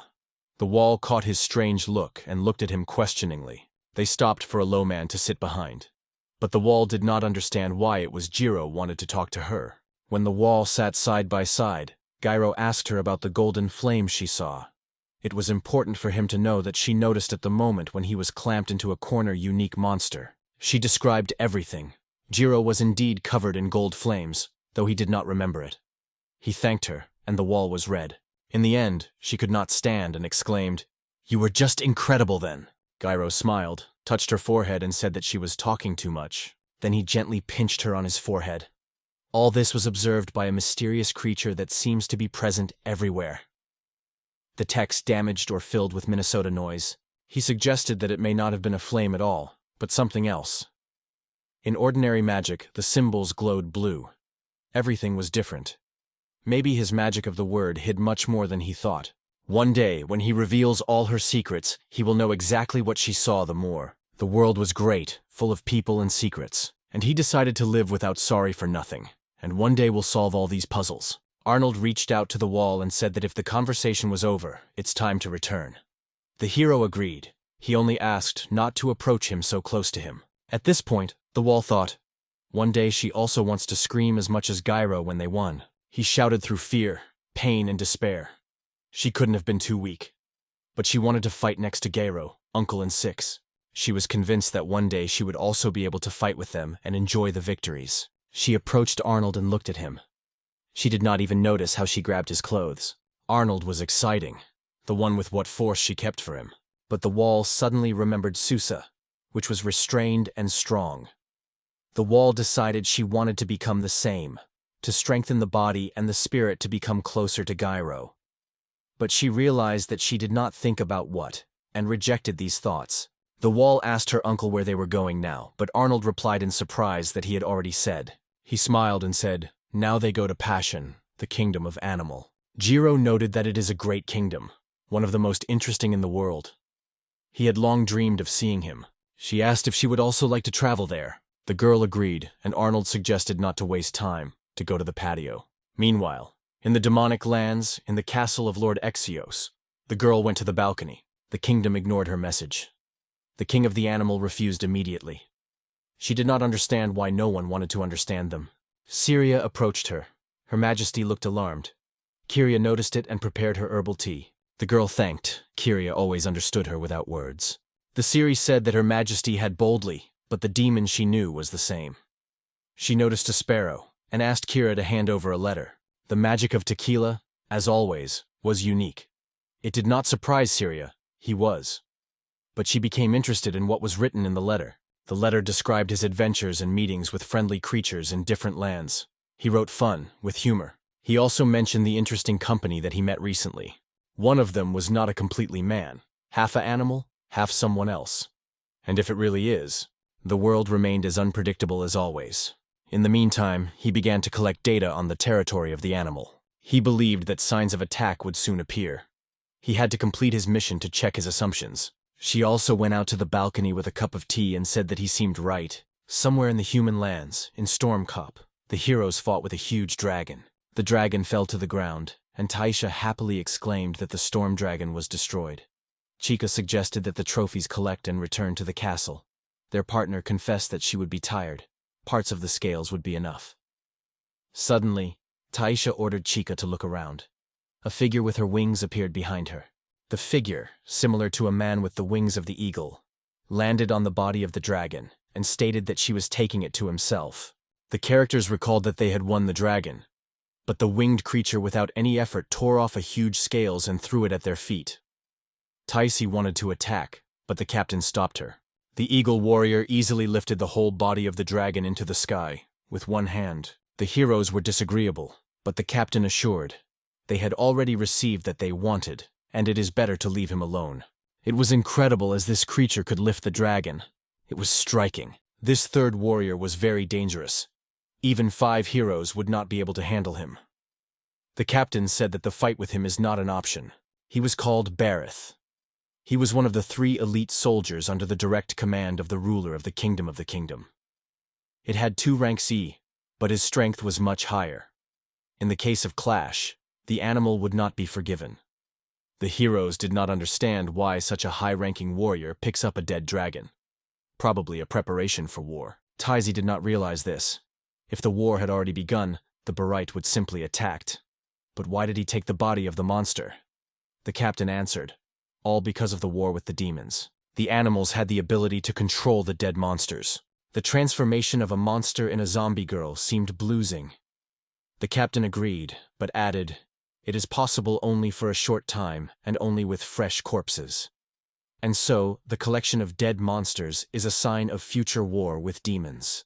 People in this situation remained outsiders, but if you behave aggressively, you can get a blow on both sides, both from demons and from animals.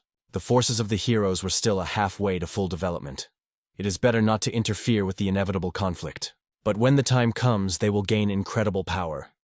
And from that moment their goal will be one, to improve. At this time, the girl was catching up with her father, turning to him with tenderness. The animal turned to her and reminded that she had to call him Mr. Father. He had repeatedly spoke to Kukler. The man was the king of the kingdom of the kingdom. Kukler was a princess of this kingdom. She asked her father not to quarrel but just listen to her. She did not understand why she was not allowed to fight next to him. But he replied that she was still too inexperienced and did not master her conquest technique. There was a brutal war ahead. The king was not going to lose, but had to keep at least part of the royal blood. The princess reproached that only the brothers went with him. She could not agree with it. She added that there is still a mirror that suits. The father did not understand what it was about. Mimir was only a 9-year-old girl. It also belonged to the royal family, but now solved complex tasks. According to Chukler, Miriam was surprisingly intelligent. Even more, she approached her.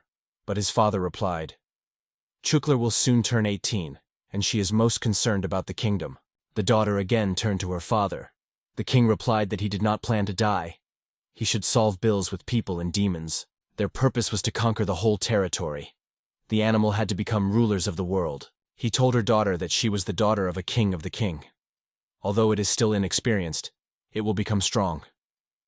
That is why, until it is not, it will be responsible for the kingdom. She glanced her father and regretted only one thing, that not strong enough to go with him. The king dissolved the door and entered the meeting room. He solemnly stated before the gathered beasts, their time has come. They endured too long. Demons managed with impunity in their lands, and people treated them as slaves. Many brothers were injured, but now they had power, the technique of conquering and sharp as ever fangs.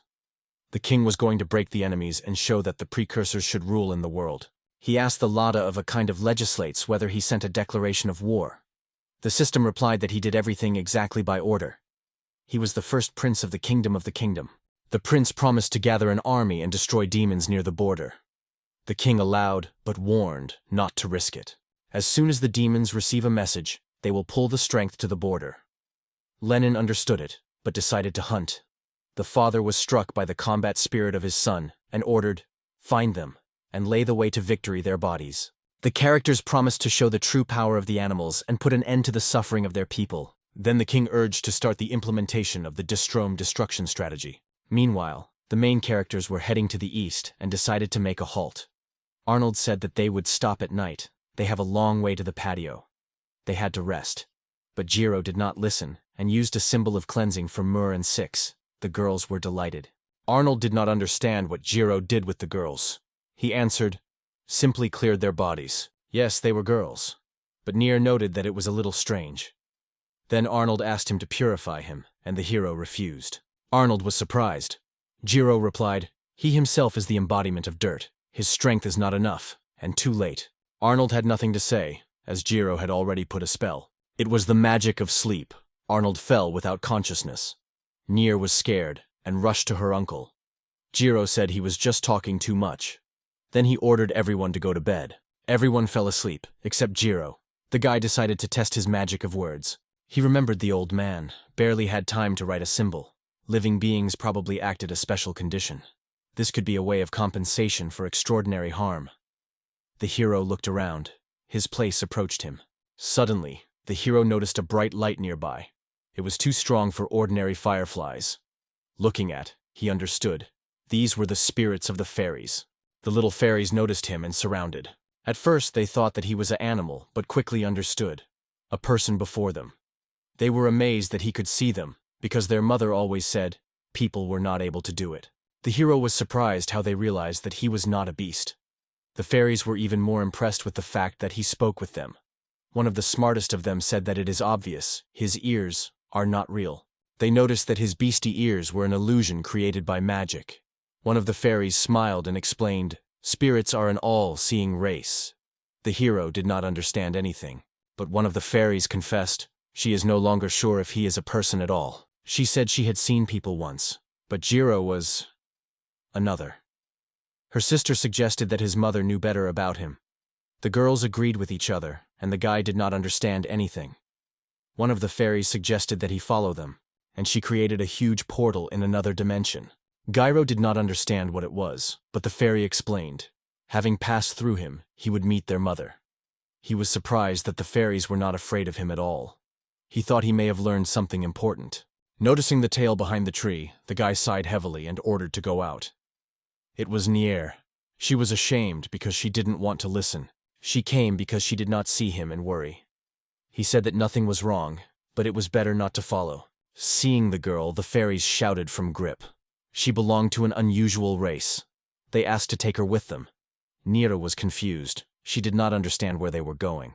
Jiro did not know, but no evil energy was heard from the fairies. It seems that the portal led to their mother. The fairies said that there would be no gate, and there is no sense to awaken the old man. But Muir hesitated. Gyro said, if her fingers are shaking, she can stay. But he was too interested, and went forward. The bright light blinded them, and suddenly the characters were in an unknown place. It was extremely beautiful, and Muir joyfully noticed many fairies. One of them asked to go after her. They were met by a special guest. It was the queen and mother of all fairies. She suggested that the hero was a stranger. The wall did not understand what she meant, and Gyro thanked for the invitation, although he was alerted by lack of caution. The queen just smiled. She said she relied on intuition and would never invite the villain here.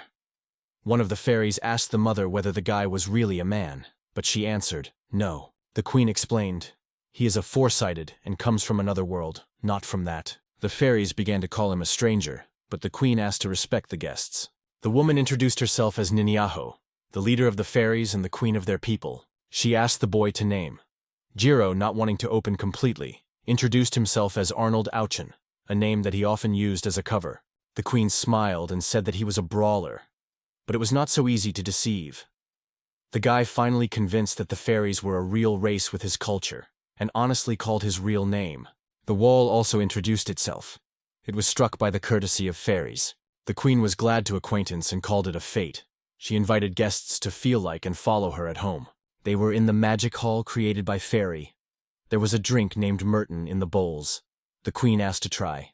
Jiro suspected that the drink could be poisoned, but the queen, as if reading thoughts, assured him there was no poison there. He said it was worth being careful, because they are very far from familiar places. The queen did not deny. If they are so calmer, they can check everything. She even suggested that he use her magic words if needed, and she reminded that she belongs to the all-seeing race. She saw much more than others, even statuses not available to the majority. Jiro realized that she could not learn about his magic words simply intuitively.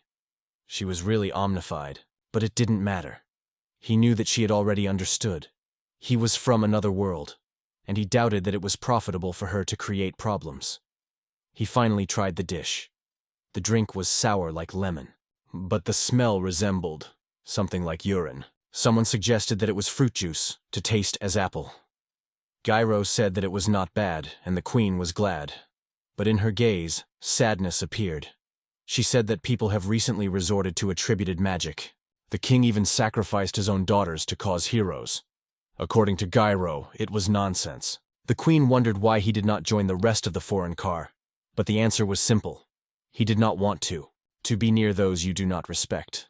Witch of the joy. However, the queen hinted that it would be worth at least to respect those with whom he is now. The wall cast a look at him. Jiro replied that he did not know if he respects them. Perhaps it just considers them useful. Nia became painful. She got bored and lowered her ears. The queen understood everything and said that new foreigners are really interesting creatures. After that, she decided to show them different corners of the fairy tale kingdom of fairies. Suddenly, Muir heard a voice in her head. He apologized for scaring her. The queen explained. Now they communicate television. The girl focused, and she managed to answer mentally, for which the queen thanked. She decided not to say it aloud, but the wall felt it. The queen saw that she was worried about the wall. It was probably related to the words Gyro said. The girl lowered her head, not knowing how to answer. She remembered Jiro's last words. The queen reassured her it was not necessary to worry. What he said was not a lie, but there was no truth. The wall did not understand what it means. He could not tell her all the truth. It would have affected his pride. But all his life he had no real friends. She had to understand how difficult it was for him to attach to someone. His seclusion is not a sign of indifference. He is a really good person. He saved her and uncle when they needed it. And not only there are many others. The queen nodded.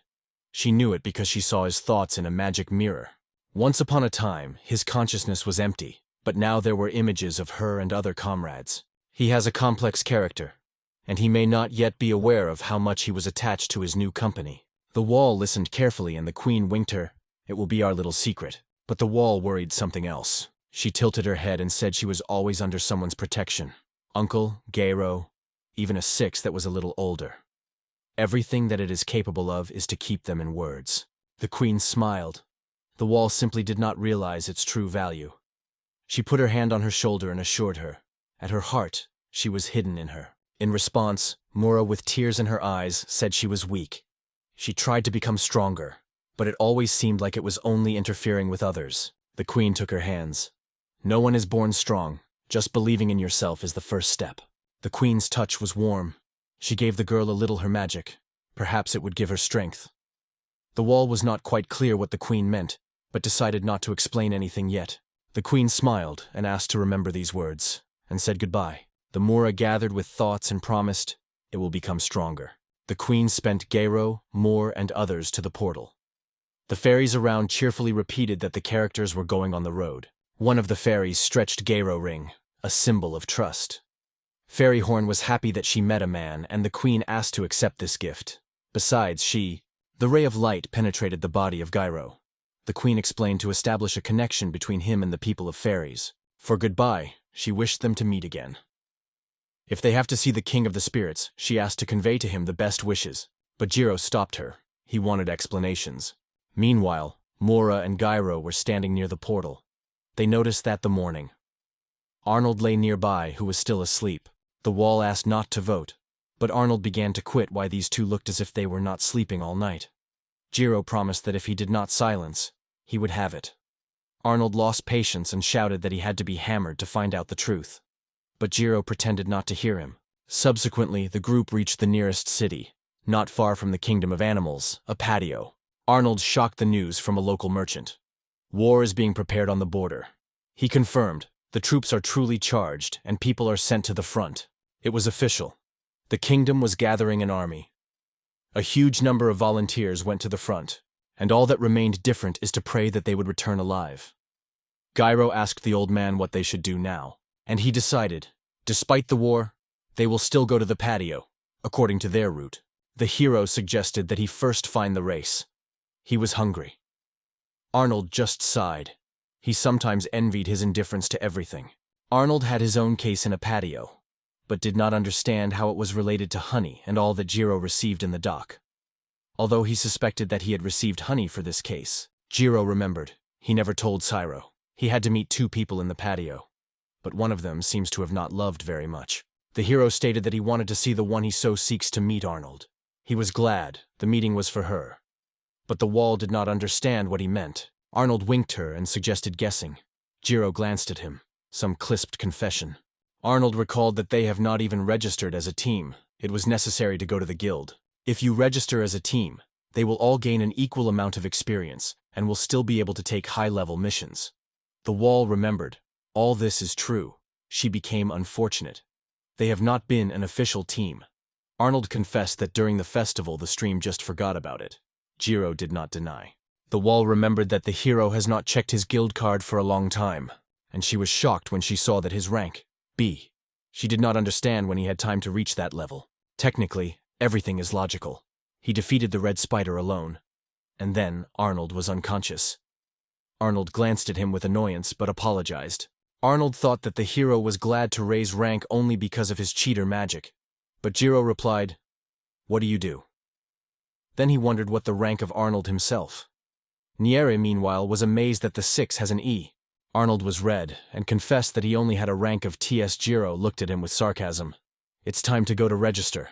Arnold clasped his teeth and mentally cursed the hero, glowing with anger. The group moved to the entrance to the Grizz cave.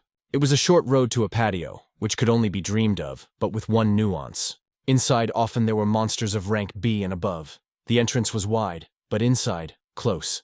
Birds will not work with them. Arnold confirmed that there are other ways, but they are longer, and the monsters there are even stronger. So, despite the risks, this is the most convenient option. The hero did not see this problem. If Arnold so longs for the patio, you need to go this road. Gyro joked that T.S. Toroing should be thanked for such a plan. Arnold asked him to stop, and not to pour strange comments. The hero smiled at a sad bird. Their paths diverge. He thanked for his help, and asked to convey Max and others. Arnold asked the hero to do something with the birds. They did not want to let him go. One of the birds licked the hero's hand, and Arnold laughed. He clearly loved him. But the guy threatened, once again, and he will fry it. The bird said that he wanted to fly for Gyro. He liked his smell, as if he smelled of sun. The hero only shrugged. How can the sun smell? Gyro activated the symbol dash and all the birds returned to the village immediately, although it seemed that the symbol was too strong. After that, the characters went to the cave. Their steps were echoed loudly, and Arnold asked everyone to be careful. The guy realized why the birds could not pass this road.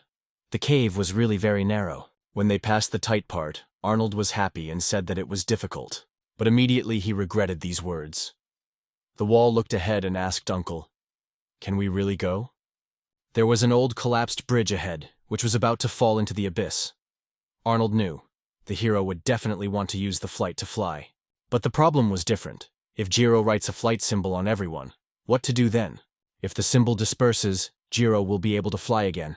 But if one of them falls, he will have to apply characters in flight. And this is more difficult. He used a symbol of communication to the cities and told everyone to get ready for running. No one understood what he was, but Jiro rushed forward and warned. The bridge would last only a minute. It is necessary to run before it collapses. Arnold thought that the hero was just mocking, and 6 grabbed the wall and offered to run together. The 6 lifted the frightened wall on her hands and, screaming, ran through a shaky bridge. "I keep you!" As soon as everyone was on the other side, Arnold fell on his knees and breathed hard. He thought it would be better to just fly. I did not understand why the hero chose such a risk. But Jiro said, "Let's go." The wall added that she could no longer tolerate this darkness. Arnold fully agreed with her.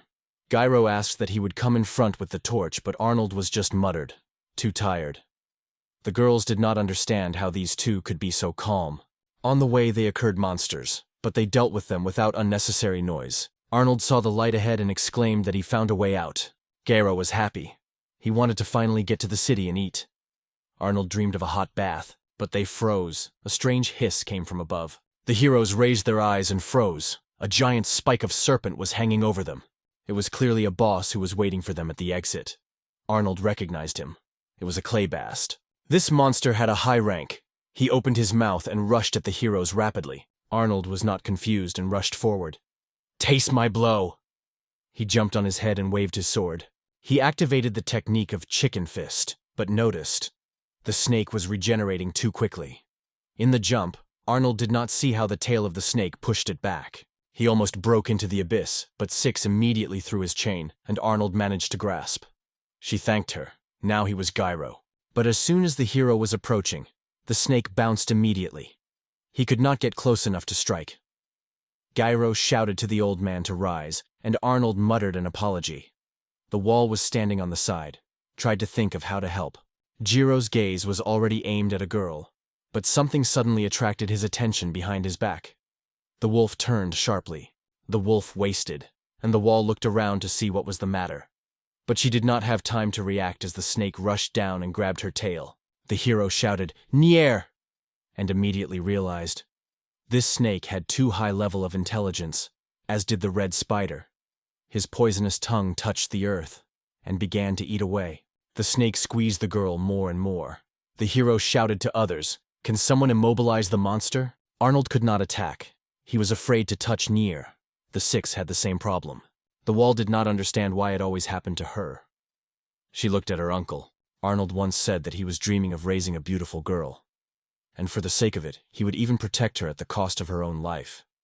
And Jiro asked her to become stronger if she really cares. And then, her body began to emit a strange light. She decided, yes, she could become strong.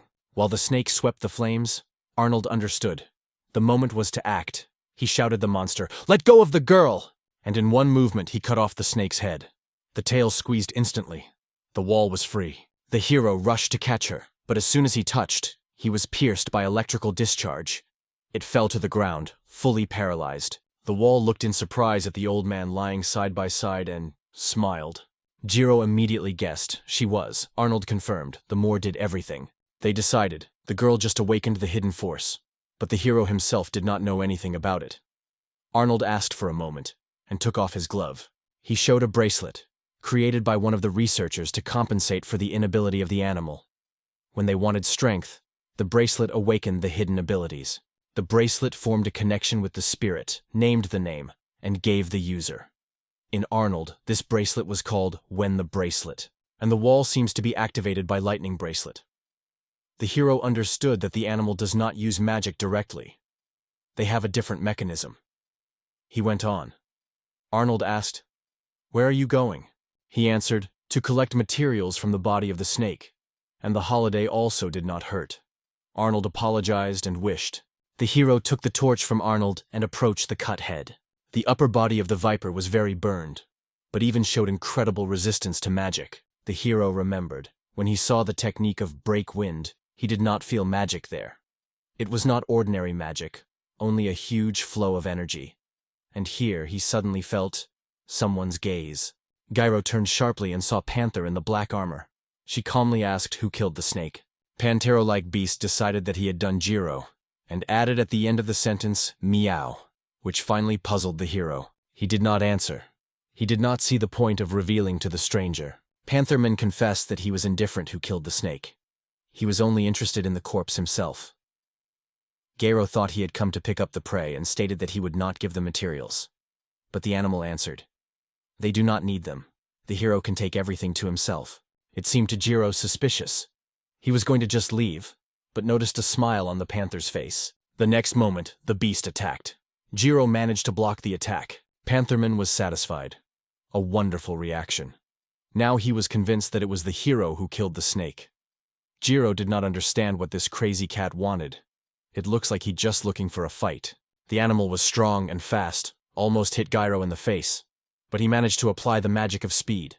Pantherman smiled in amazement, and Jiro used the word symbol of paralysis. But the animal absorbed magic, and Jiro was shocked. Pantherman laughed. The hero was tested. He is good enough to become his assistant. Jiro did not understand anything. The beast asked, "What is his level?" The guy answered, and regretted. He revealed extra information before the enemy. And Pantherman, learning about the 38th level, he ended him even more. Smiling, he called his name, Kurochi, and asked the hero about his name. He stuck, and Kurochi decided that he had amnesia. He was horrified and wanted to immediately take the guy to the doctor, but Jiro stopped him. "But I'm kidding." Gyro sighed with relief. This type brought him to madness, and Kurochi, hearing it was a joke, asked the name again. The hero called Taro Tanaka.